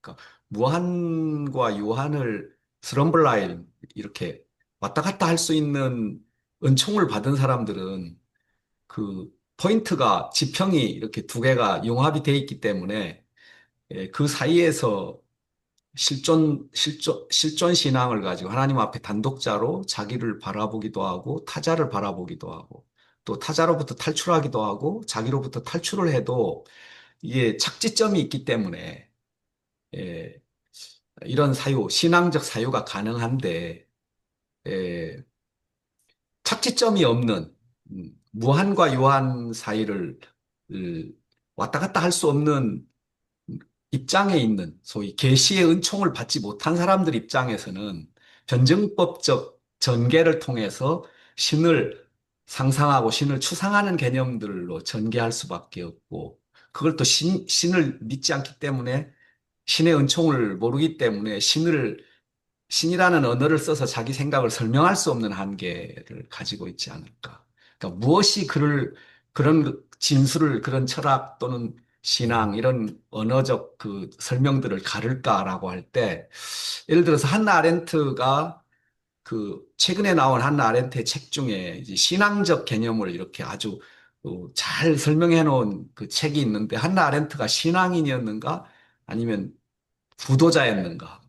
그렇게 본, 만약에 한나 아렌트가 신앙인이었다면 착지점이 있으니까 신앙 고백적 언어들을 통해서 세속 언어들을 해석하는 글들을 썼을 텐데, 만약에 신앙적인 얘기는 하지만, 성경적인 얘기는 하지만, 착지점이 두 지평이 이게 융합이 안 된 상태에서 그 사람이 과연 신앙 고백적 언어를 쓸 수 있었을까? 전 가른다면 은총이 아닐까 이런 생각이 드는데 제 생각이 맞는지 모르겠습니다. 그 제가 너무 말을 많이 해서 죄송한데 아니, 하나만 좀 구분을 하시라고 말씀을 한번 드리고 싶은 게 하나가 있는데 아까 그 헤겔이나 일반 그 철학자들은 유한을 통해서 무한을 사유합니다. 그렇죠. 유한을 통해서 무한을 사유하거든요. 그런데 킬케고르는 좀 이걸 다르게 설명을 합니다. 이걸 좀 이해하시면 좀 좋을 것 같아서 말씀을 드리면 이렇습니다. 그 두려움과 떨림에 나오는 여화거든요. 뭐 두려움과 떨림에 보면은 거기 그런 예가 나오거든요. 일반적으로 사람들이 저도 이제 수영을 좋아하고 하다 보니까 수영을 예를 들면 거기에 수영 여화가 나오거든요. 그 수영을 얘기를 든다면 우리가 처음에 수영을 하는데 깊은 바다에 들어가서 수영하는 사람 없잖아요. 그러니까 깊은 바다에 들어가서 수영을 하기 전에 먼저 육지에서 연습을 한대요. 일반적으로 육지에서 연습을 하거든요. 그리고 나서 육지에서 연습을 해서 연습이 잘 되면 깊은 바다에 뛰어들어요. 이거를 왜 그렇게 설명을 한 거냐? 육지는 유한성이에요. 육지는 유한성이고 바다는 무한성이거든요. 그러니까 무한의 바다에 뛰어들기 전에 유한성에서 연습을 해야 하는 게 정상이라는 거죠. 그래서 그 유한성 속에서 바다에서 육지 연습을 한 다음에 그 무한으로 뛰어드는 건 다 이해가 돼. 이해가 되거든요. 근데 기독교는 이게 아니라고 이야기를 해요. 거기서. 기독교는 뭐라고 설명을 하냐? 거기에 이제 그 파우스트의 메피스토펠레스의 점프를 이야기를 하거든요. 그 이제 각주에만 달리는 설명인데 메피스토펠레스의 그 점프 비슷한 이야기를 하면서 그렇게 뭐라고 하냐? 기독교적 사유는 이거와 정반대로 간대요. 그래서 역설이거든요. 그 정반대로 간다는 건 어떻게 가느냐? 기독교는 댄스와 똑같대요. 자, 댄스는 어떻게 합니까? 댄스는 점프를 하잖아요. 댄서를 점프를 하는데 이 점프를 먼저 한대요. 기독교는 먼저 점프를 한대요. 이 점프는 뭐냐? 무한으로 뛰어오르는 겁니다. 유한에서 연습을 하고 무한의 바다로 뛰어드는 게 아니고 기독교는 먼저 무한으로 점프를 해요. 자, 이 무한으로 점프를 한다는 거를 이 죽음의 눈병의 사이로 넘어오면 제가 봤을 때는 그게 무한자 앞에 서는 거예요. 하나님 앞에 선다는 건 무한자로 먼저 점프를 해. 그러니까 무한자로 점프를 하거든요. 그런데 여기서 중요한 건 뭐냐면요. 그가 점프하잖아요. 그리고 공중으로 가는 게 아니야. 다시 유한성 세계로 들어와야 돼요. 자, 이거를 제가 제 말로 얘기하면 뭐냐. 플라톤적 사유는 동굴 밖을 벗어나는 겁니다. 플라톤은 이 동굴의 세상인 유한한 세상은 이게 진짜 이데아가 아니기 때문에 동굴 밖을 벗어나려고 하거든요. 그런데 기독교적인 사유는 뭐냐? 기독교는 그게 아니라는 거예요. 무한으로 먼저 점프를 해요. 한 다음에 다시 동굴 속으로 들어가요. 다시 유한성으로 내려와야 돼요. 구체화 시켜야 돼. 진리를 이 땅에 심어야 되거든요. 그래서 그 일종의 그 댄서가 뛰어 올랐다가 내려오거든요. 착지를 딱 해요. 그런데 댄서에게서 가장 어려운 동작이 뭔지 아세요? 댄서에게서 가장 어려운 동작이 착지 동작이래요. 그렇게 하면 거기서 그런 설명을 합니다. 그 착지 동작인데 그때 그가 거기서 흔들거린대요. 그러면 이건 뭘 의미하는 거냐? 그가 무한으로 점프했다가 유한으로 내려오는 것이 얼마나 어려운 것인지. 이게 유한에서 무한을 살아낸다고 하는 게 얼마나 힘든 일인지를 입증한다는 거예요. 그가 거기서 존재의 떨림이 시작된다는 거예요. 이게 기독교의 과제라는 거예요. 기독교는 이런 삶을 살아야 된다는 거예요. 그래서 이런 관점에서 유한과 무한을 이해를 하셔야 명확한 이해가 되기 때문에 그래서 제가 여기서 말씀을 드리는 거고 여기에서 그럼 뭐처럼 보이느냐? 이게 왜 존재론적 역설이냐? 그래서 그가 흔들거리거든요. 자, 여기서 되게 중요한 게 하나가 있습니다. 키르케고르는 그래서 흔들거리는 게 세상 사람들이 보잖아요. 술 취한 것처럼 보인대요. 그가 비틀거리거든요. 비틀거리다 보니까 세상에서 사람들은요, 술 취한 것처럼 보이고 미친놈처럼 보인다는 거예요. 그런데 이게 하나님 앞에 선 사람에게서는 이게 진짜 정상이라는 거예요. 그 흔들거리는 게 그게 진짜 정상적 삶이라는 거야. 그런데 그게 세속적인 세계와 믿는 자의 세상에서의 관점이 달라. 이런 관점에서 이 사실은 이해하면 좀 더 명확하지 않을까 이게 말씀드립니다. 예, 이제 구름 밑으로 좀 제가 질문 하나 예, 있어서 잠깐 들어왔는데요. 아까 말씀하시. 우리 홍석진 목사님 그 강의에서 키르케고르가 계시보다는 주관에 더 기울어진 점이 많은 오해를 받는 부분이다. 그래서 그걸 변호를 하신다 이런 말씀하셨는데 제가 보기에는 모르겠어요. 제 관점입니다. 제 관점에서는 키르케고르가 계시에 계시 쪽이 약한 게 아니라 그 계시와 그 주관 사이의 균형을 잘 잡아서 얘기한 것이 그렇게 오해되지 않았을까. 그가 성경을 이해하는 부분을 보면 제가 보기에는 계시 부분이 결코 약해 보이지 않고 그리고 키르케고르에게 있어서 소위 우리 기존 신앙의 잣대로 볼 때 어떤 정통 보수에서 벗어났다라고 하는 부분이 거의 저로서는 느껴지지 않고 그 원죄를 설명하는, 지난번에 이제 말씀하셨을 때 원죄를 설명한 부분이 조금 저한테는 조금 그 부분만 좀 약간 저로서는 아직 자신이 없어요. 그렇지만 그렇게 느껴지진 않거든, 저로서는요. 그래서 이창원 목사나 홍석진 목사님께서 기독교로 그렇게 보이는 것이 정말 그런 건지 아니면 오해인지. 홍석진 목사님께서 그걸 변호하셨다고 했을 때 어떤 의미로 그걸 변호를 하셨는지. 그냥 철학자가 아니니까 그래. 이런 그런 변호 끝나는 건지 아니면 그분이 성경을, 그러니까 객관적 신앙, 신학이나 객관적 신학, 그러니까 이 계시로 주어진 내용을 보다는 내가 어떻게 그걸 받아들이냐, 이것이 중요한 거야. 그쪽엔 관심이 없어. 이런 의미는 최소한 아닐 것 같거든요. 물론 제가 좀 제 질문의 요지를 홍 목사님 잘 아시는 것 같은데 혹시. 예. 네, 뭐 신학 이야기하면 딱딱해지는데 일단 키르케고르가 스스로를 신학자라고 얘기를 하지 않는 이유는 명확한 것이 성경 이야기를 많이 하고 이창호 목사님 말씀하신 대로 그 성경 강화집을 많이 냈기 때문에 저희도 사랑의 역사 고린도전서 13장 키르케고르의 아주 독특한 시각으로 강해한 책을 다 읽었잖아요. 성경을 굉장히 많이 인용하고 깜짝 놀랄 정도로 성경이 내용이 정말 많습니다. 책에.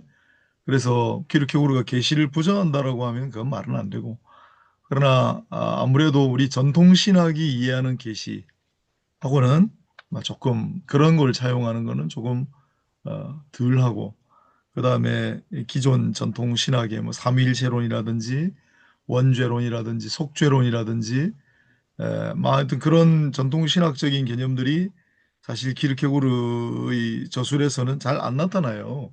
나타날 수가 없죠. 뭐 신학책을 쓴 게 아니니까. 그게 잘 안 보이는 건 사실이고요. 읽어보니까.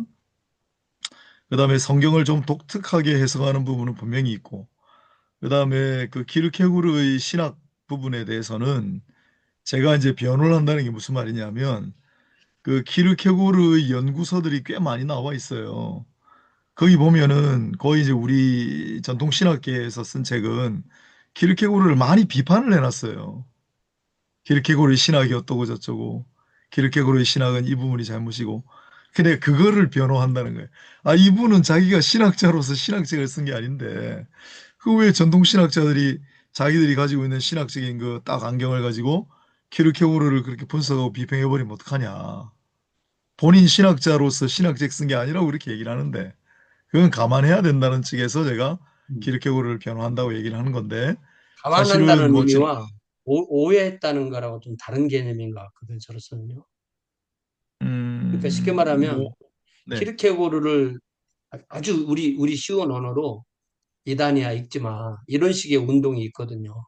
그러니까 엔타이 키르케고르 같은 그런 느낌이 있는데 막상 읽어보면 전혀 그런 게 아니고 오히려 키르케고르의 그 목표가 신약 성경의 기독교를 다시 소개하겠다. 신약 성경의 그리스도를 따르는 법을 다시 소개하겠다는 그런 목표를 했기 때문에, 물론 조직서를 쓴 건 아니죠, 당연히.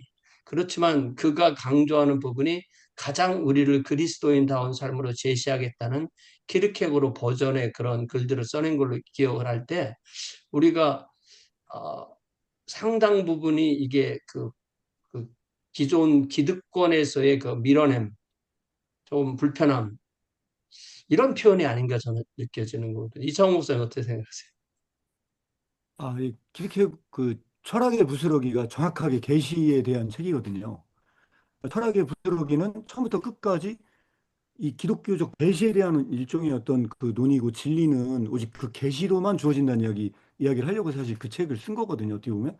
근데 여기에서 이제 그 계시가 역사 안에 계시냐, 역사 밖에 계시냐의 논쟁을 불러일으킨 책도 이제 그 책인 것 같습니다. 그런데 이제 키르케고르에게서 전통 신학하고 다른 점은 뭐냐면 계시 개념이 좀 다르긴 확실히 다릅니다. 계시 개념이 다른데 그 중에 하나가 뭐냐면 불안의 개념과 이 죽음에 이르는 병입니다. 이 불안의 개념과 죽음에 이르는 병도 역시 계시 개념이 나오는데 여기서 이 계시라고 하는 건 뭐냐? 존재의 개방이거든요. 하나님 앞에 섰을 때 내가 다 드러나는 그런 계시. 그러니까 일반 그 전통 신학에서는 그런 계시 말 안 하거든요. 근데 키르케고르는 분명히 제가 그래서 오늘 이거 번역하면서도 여기 제가 새로 번역하면서도 제가 이거를 그 데마커로 된 블리우 오픈바르트라는 단어가 있어요. 그러니까 이걸 영어로 디스클로즈드로 돼 있는 이것도 제가 그 똑같은 관점에서 그 불안의 개념에서 나온 단어의 관점에서 제가 챗GPT한테 물어봤어요. 이 단어를 그냥 디스클로즈드로 말할 수 있는 단어냐 아니면 이게 진짜 이게 기독교적인 용어로 계시로 설명해야 그랬더니 챗GPT가 덴마커 성경을 저한테 가져오면서 거기 계시로 쓰인 단어를 다 갖다 붙여주더라고요. 그러면서 이거 계시라고 이거. 그래서 이제 그러니까 제가 이제 마음으로는 더 이제 그런 확신이 드는 겁니다. 아, 이 키르케고르가 이거 지금 그 불안의 개념과 이 죽음의 병의 셀프의 그 하나님 앞에 선 자기를 말할 때 이건 무조건 계시 개념으로 이건 설명이 돼야 된다는 게 제 개인적인 주장이고 그 철학의 부스러기와 달리 그러나 이런 어떤 주장들이 전통 신학에서 이게 수용될 수 있느냐 하는 부분에 대해서는 저는 오히려 굉장히 기존의 그 딱딱하고 저기 무미건조했던 계시에 대해서 굉장히 많은 보완점을 던져줄 수 있으리라 저는 그렇게 생각해요. 자, 네, 시간이 길어지니까 신학 논쟁은 별로 재미가 없고요. 아까 키르케고르 읽지 말라고 한 최정인 목사님 말씀은 무슨 뜻이냐면 이 칼바르트하고 연결이 되거든요. 특히 이제 우리 저는 합동교단인데 칼바르트 신학을 우리가 별로 좋아하지 않아요. 좋아하지 않는 여러 가지 이유가 있는데 칼바르트 신학이 삼위일체론 할 때 기독론적인 너무 기독론에 치우친 삼위일체론을 전개하고 그다음에 계시를 주관성, 주체성으로 많이 얘기를 해요. 그래서 우리가 이제 실제로 이 교계에서 또는 뭐 요새는 교회 생활할 때도 많이 그렇게 이야기를 하시는데 왜 소위 말하는 이런 얘기하면 이제 좀 논란이 되는데 로고스하고 레마의 말씀을 이야기하는 분들이 있는데 우린 그거 사실 좀 불편하게 생각하거든요. 왜냐하면 하나님 객관적인 계시의 말씀이 나한테 부딪혀가지고 내가 그게 느껴지고 실감이 되고 살아있는 하나님 말씀이 되든 안 되든 그건 상관없는 거예요. 계시의 말씀은 그대로 객관적으로 존재하는 거죠. 근데 레마를 강조한다든지 큐티를 강조하다든지 이게 좀 주관적인 신앙이거든요. 이게 전부 이제 뿌리가 키르케고르라고 보는 거고, 그래서 그런 의미에서 아까 이창호 목사님 말씀하신 대로 너무 경직되고 굳어버리고 형해화된 그러한 신앙의 한복판에 정말 폭탄 같은 이러한 이제 도전을 던진 거에 대해서 키르케고르는 정말 큰 의미가 있다 생각을 하지만 아주 전통 신학과 신앙 체계하고는 안 맞는 부분들이 좀 있는 것은 사실이고 그걸 오해로 치부하기는 좀 어려울 것 같습니다. 이건 뭐 제 이야기뿐만 아니라 너무 많은 사람들이 좀 밝혀놓은 이야기들이라 아무튼 여러 가지 논쟁 사항이 있으니까 그런 정도로 하시고 예, 아까 이제 철학 얘기를 좀 하셔가지고 제가 좀 정리를 하고 사니까 간단하게만 말씀을 드리면 이제 이렇게 약간 이해하시는 것 같은데 실존주의가 하나는 무신론, 유신론으로 뻗어나왔냐는 그런 생각보다는 이제 모든 촉발은 아마 칸트인 것 같아요. 그래서 그전에는 뭐 하나님 존재한다는 거는 그런 의문의 여지가 없는 사실이었잖아요. 그런데 그러면 그 하나님을 우리가 어떻게 인식할 것인가? 어떻게 존재하시는가? 그게 보편 논쟁이고요. 유명론하고 실제론 중세 말기에. 그 다음에 그걸 우리가 어떻게 인식할 거냐? 이성으로 인식할 거냐? 경험으로 인식할 거냐? 인식론이었는데 칸트가 딱 나타나가지고 불가지론을 만들어 버렸어요. 예. 절대 존재가 계신다고 한다면 그럼 우리 그걸 우리 오성으로는 그걸 이해할 수 없다, 받아들일 수 없다 이렇게 했기 때문에 그래서 그 이후에 많은 엄청난 파급력을 끼쳤을 것이다 생각하고 그래서 그 뒤에 헤겔 이제 지나가지고 키르케고르가 나오지 않습니까? 근데 키르케고르는 하나님 뭐 절대적으로 믿는 사람이죠. 근데 키르케고르하고 거의 동시대에 마르크스가 태어나요. 그래서 막스가 결국은 이제 뭐 무신론 물질주의 해버렸으니까 그게 이제 두 개가 쭉 내려오는데 그래서 키르케고르하고 막스 이후에 철학도 그렇고 신학도 그렇고 그전에는 신, 보편자, 절대 존재가 중요했다면 이 키르케고르 이후에 막스 이후에는 결국 인간이 중요하지 않냐 그 얘기가 된 거죠. 그래서 신에게서 인간으로 신학하고 철학의 추가 옮겨져 버린 거죠. 그래서 인간이 중요하고 그게 실존 철학이고 삶의 철학이고 그 실존 철학을 하는 사람들 중에 여전히 하나님 있다고 믿는 사람이 있고 하나님 없다고 믿는 사람이 있는 거고 그 다음에 인간이 중요하다고 생각하고 하나님 같은 건 없어 우리 의지로 극복해 나가야 되가 니체고 뭐 의지 정신주의 추상주의 이런 거 다 그릇된 거야 물질이야 이 막스고 그렇게 이제 쭉 축으로 내려왔고 20세기에 가보면 역시 여전히 하이데거는 굉장히 중요한 사람이고 아까 한나 아렌트 이야기 나왔는데 잠깐 제가 이제 보충을 하자면 아렌트도 하이데거도 다 유대인입니다. 크리스찬이라기보다. 그리고 아렌트가 똑똑한 여자인데 이분이 하이데거보다 내가 알기로 한 17살 정도 아래예요. 평생 하이데거를 사랑했어요. 그만큼 하이데거가 학식이라든지 언변이라든지 사람의 외모라든지 모든 것이 너무나 매력적인 인물이었다. 그런데 아무튼 그 하이데거의 철학이 계속 영향을 끼쳐가지고 20세기는 거의 현상학의 시대, 즉 삶의 실존, 우리가 지금 처해 있는 상황이 제일 중요하지 않느냐. 그게 철학의 가장 큰 화두였죠. 그런데 지금 이제 최근에 들어와가지고 신실제론이 등장했습니다. 여전히 실제, 객관적인 실제가 존재하느냐, 존재하지 않느냐를 한번 다시 따져보자. 그 얘기를 지금 하거든요. 철학자들이. 지금 이제 그런 철학의 흐름이 있습니다. 그래서 신이 있고 없고는 실존 철학하고는 다른 갈래길이다. 그래서 칸트 이후로 이제 불가지론에서 그 뒤에는 이제 뭐 무신론자들이 정말 많아졌고 거기에 정점을 찍은 것이 막스고 그런 이제 무신론의 거대한 전통이 있는데 그 사이사이에 철학이 등장을 했는데 실존 철학이 결국은 무신론하고 결합한 게 무신론적 실존 철학이니까 그렇게 구별을 하시면 좋지 않을까. 그런데 20세기에는 가브리엘 마르쿠세 같은 사람, 하여튼 새로운 사람들이 나와가지고 신실제론이 지금 21세기에 굉장히 또 중요하게 대두되고 있는 그러한 철학 사조입니다. 그런 철학의 계보를 조금 설명을 해드리면 조금 도움이 되시지 않을까. 그다음에 아까 그 신학 논쟁은 기르케고르의 신학 사상 해가지고 어디 좀 참고해 찾아보시면 많은 글들이 올라와 있는데 제가 이제 저쪽 가서는 키르케고르를 옹호하는 이유가 키르케고르를 비판하는 사람들은 키르케고르 책을 전혀 읽어보지도 않고 기독교 강화집을 썼다는 것도 몰라요, 그분들은.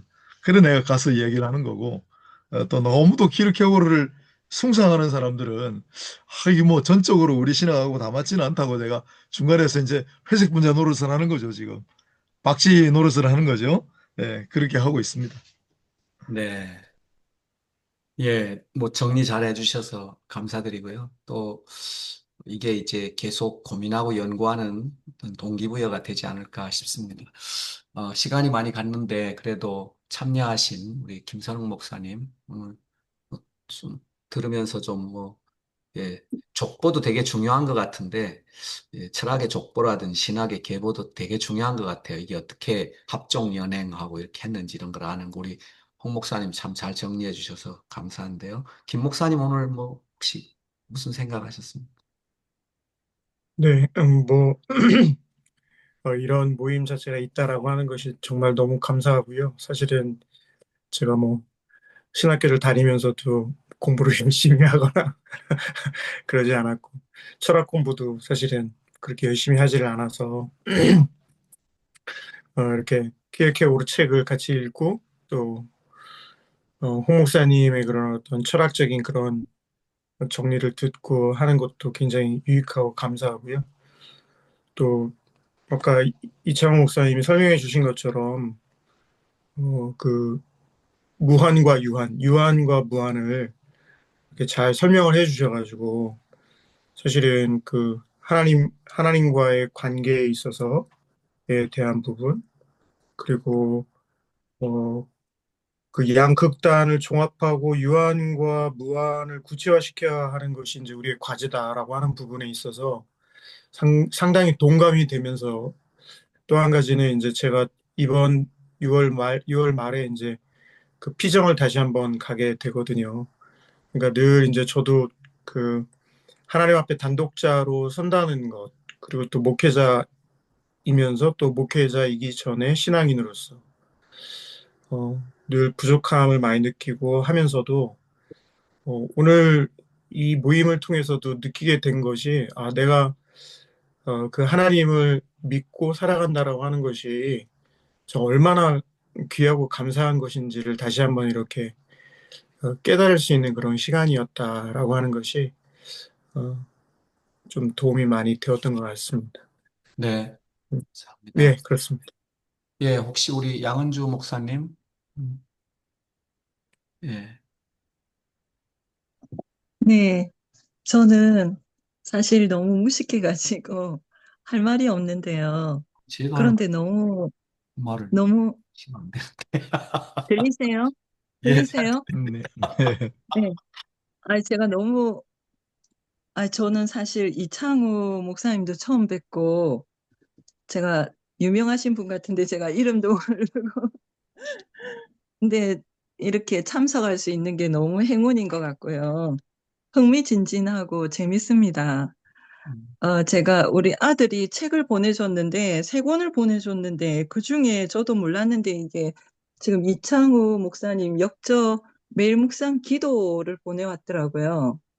그래서 이게 너무 내용이 좋아가지고 계속 같이 보고 있는데, 오늘도 제가 예전에 제가 왜 그렇게 방황했을까, 그런 시간들을 답을 얻는 것 같아요.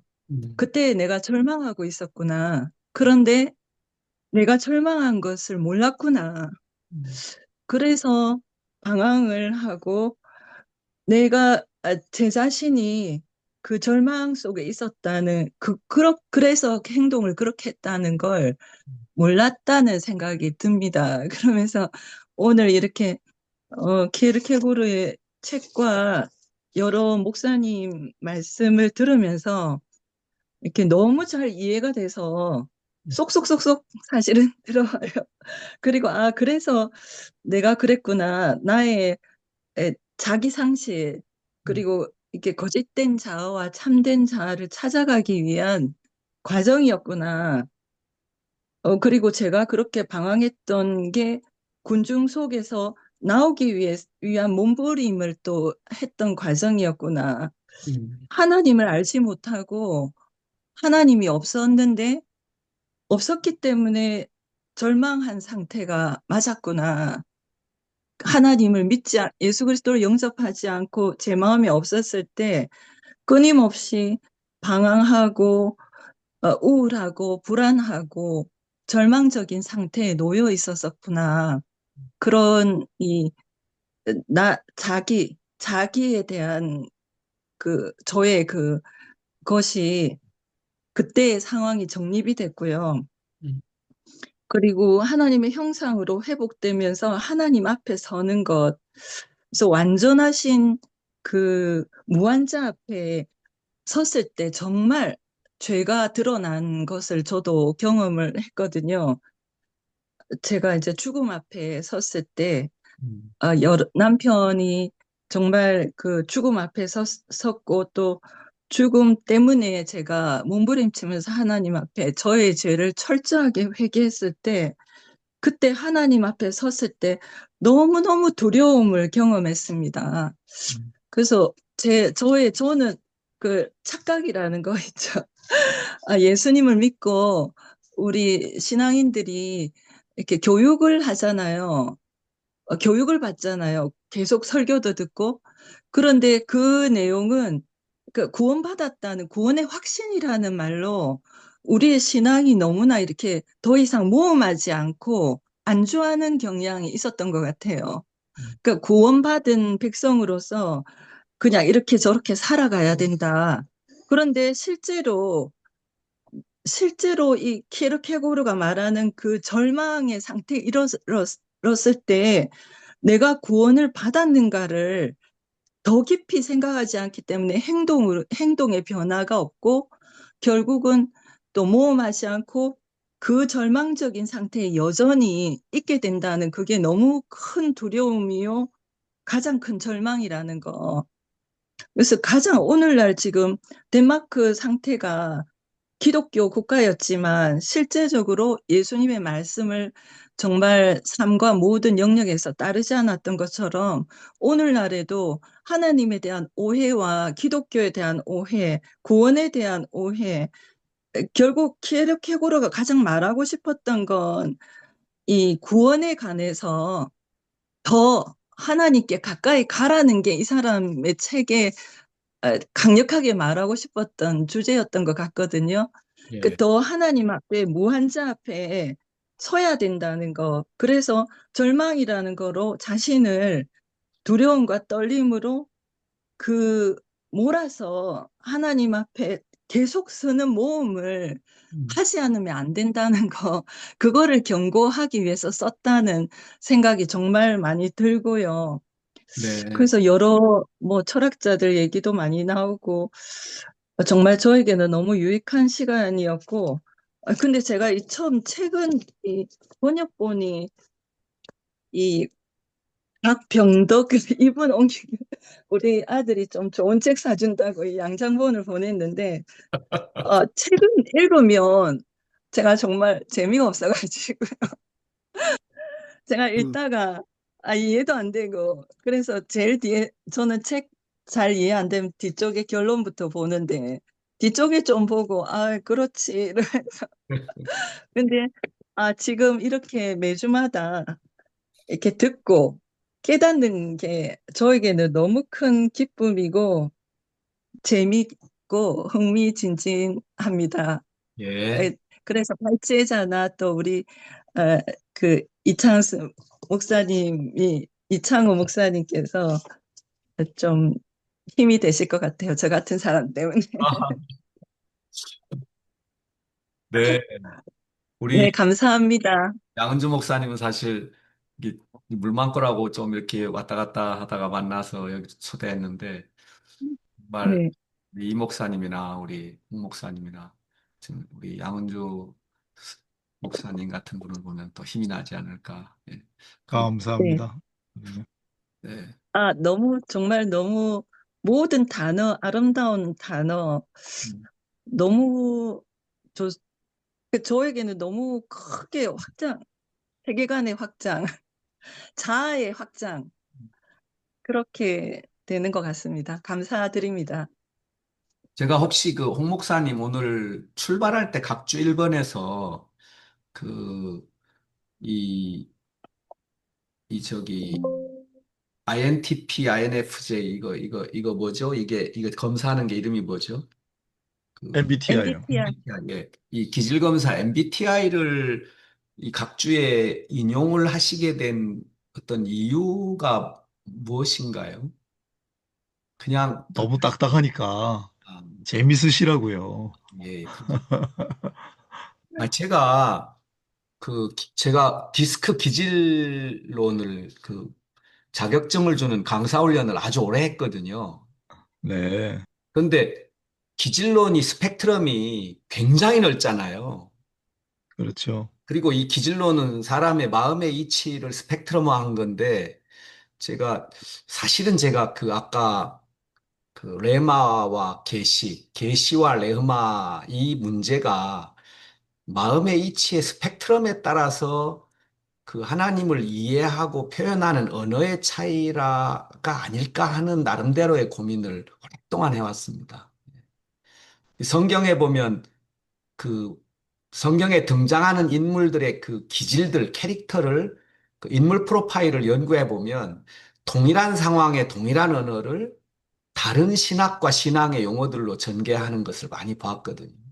그래서 이게 사실 1929년 이전과 이후로 나누어지는 우리 한국 신학계의 계시론의 차이를 사실 저는 좀 이게 구프리스톤과 이제 그 이후에 벌어진 신학적 논쟁이 이게 기질하고 좀 관계가 있지 않을까 그런 막연한 생각을 좀 해본 적이 있습니다. 예, 이창호 목사님, 오늘 마무리해 주시고 기도 한번 해 주실까요? 예, 제가 책 하나 좀 소개시켜 드리고, 이거 절대 안 보면 후회할 내용이기 때문에 제가 말씀드리면, 이 죽음에 이르는 병을 썼을 때 키르케고르가 썼던 세 개의 설교가 있습니다. 음, 세 개의 설교가 있는데, 이게 너무 감동적인 내용이고, 제가 볼 때는 이 절망의 문제에 대한 해결책으로 예수 그리스도를 제시하고 있는 글입니다. 일종 예수 그리스도를 제시하고 있는 글인데, 제가 이거 나중에 기회가 된다면 새로 번역해서 음, 제가 한번 좀 드리겠는데, 내용은 어디냐면요. 성경 본문 구절이 어디가 나오냐면요. 대제사장, 세리, 죄 많은 여인입니다. 다 이게 죄인들의 회개를 다루고 있는 장이거든요. 죄 많은 세리, 대제사장, 죄 많은 염려. 요게 정확하게 1849년에 죽음에 이른 병을 쓰고 나서 1849년 6월 30일 날 이거를 그 출판을 했거든요. 죽음에 이르는 병을. 그리고 나서 1849년에 11월 14일 날 이 책을 출판을 합니다. 그래서 일종의 저는 이런 이 사상서에 대한 이 짧지만 이 간단한 요게 이 전체 이 큰 문제에 대한 자신의 의견을 제시한 책으로 보거든요. 그래서 여기서 이제 이 공부하시는 분들이 마지막으로 여기까지 독해한 다음에 죽음에 이르는 병을 다시 평가하시면 어떨까 이렇게 제안을 드립니다. 예, 감사드립니다. 기도해 주시죠. 네, 기도하겠습니다. 주님, 이렇게 저희들 신앙으로 모여서 어려운 책을 또 공부하면서 이렇게 나아갑니다. 지적으로는 힘들고 어렵지만 이렇게 나아감으로써 우리의 영이 날마다 새로워지게 하시고 우리의 사역 현장과 또한 삶의 그 모든 현장 가운데서 날마다 그 믿음 가운데 승리하며 기쁨을 누리는 삶 되게 하여 주시옵소서. 예수님의 이름으로 기도합니다. 아멘. 아멘. 아멘. 아유, 너무 수고하셨습니다. 알겠습니다. 감사합니다. 네, 감사합니다. 감사합니다. 감사합니다. 우리 현경생님은 어디 계세요? 네, 계신 곳이 어디세요? 전 일산, 네, 일산이라 그랬죠. 고향. 감사합니다. 네. 혹시 현경생님 학교 강의를 하시나요? 아, 예, 저는 사실 이렇게 사이버 대학에서 지금은 이렇게 문학, 영문이구나. 근데 사실 뭐 제인 오스틴이나 그런 어떤 주로 영문학 그 하고 있고요. 네, 그래 주로 그렇습니다. 아유, 문학이 우리하고 관련이 좀 있어요. 그 네, 사르트르 같은 사람인 경우 네, 문학하고 철학을 구분을 하지 않고 음, 네, 오히려 자신이 추구하는 철학 사상은 문학을 통해 더 잘 드러날 수 있다. 음, 음, 네, 그렇게 얘기를 하고 네, 소설을 썼잖아요. 그래서 아마 사르트르가 노벨상에 지목냈을 텐데 거부했을걸요? 그죠? 네, 네, 네네. 네, 네, 그런 일도, 이게 사르트르가 이제 실존주의 철학의 아주 대표적인 인물이니까, 음. 네, 우리가 네. 문학하고 철학하고 신학이 다르지 않습니다. 네. 아, 근데 저는 신학적인 이제 기반은 전혀 없고, 사실은. 예, 다만, 논문을, 이렇게 기독교적인, 관점에서, 기독교 인류학자인데, 이제 크리스찬이 된 르네 지라르 이제 좀 사상을 중심으로, 예, 그렇게 좀 하는 걸로 했고요. 그런 과정에서, 좀 인접한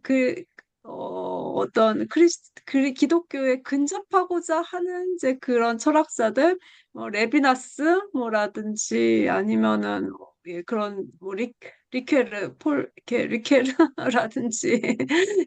아까 말씀하신 제임스 케이 스미스 같은 경우에는 예, 그, 그 말하는 이제 찰스 테일러 그라든지 이런 분들의 이제 그런 걸 받고 그렇게 사실 정통 신학을 이제 많이 사실 읽지는 못했습니다.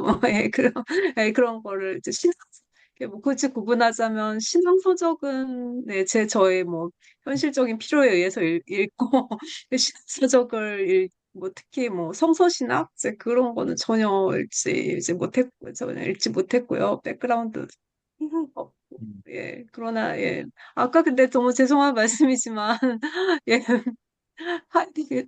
진짜 하나 말씀드리고 싶은 건 하이데거는 이제 한나 아렌트도 유대인이 이제 맞아서 독일을 탈출을 했고 그다음에 나중에 아시는 어 예루살렘의 아이 희만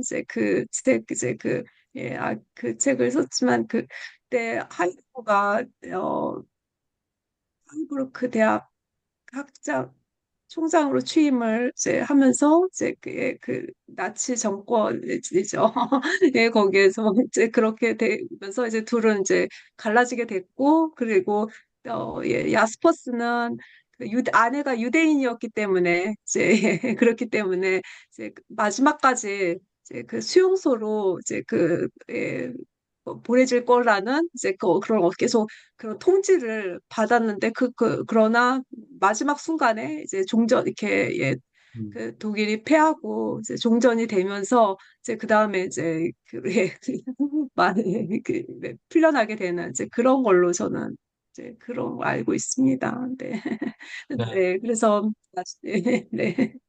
죄송합니다. 이제 네, 별로 아닙니다. 그 하이데거의 나치 협력 사건은 모든 지식인들에게 너무나 엄청난 충격과 혼란을 제기한 사건이라 음, 지금까지도 네, 그 여파가 음. 그렇게 똑똑하고 그렇게 위대한 사상가가 왜 나치에 부역했을까? 근데 그게 그때만 일어난 일이 아니고 지금도 우리가 보는 현상이니까 예, 뭐 말할 건 없습니다만 아무튼 오늘 너무 반갑고 감사합니다. 저는 네, 이만 감사합니다. 퇴장하도록 하겠습니다. 네. 네, 너무 감사합니다. 네, 목사님 안녕히 감사합니다. 가세요. 네. 그렇죠. 예.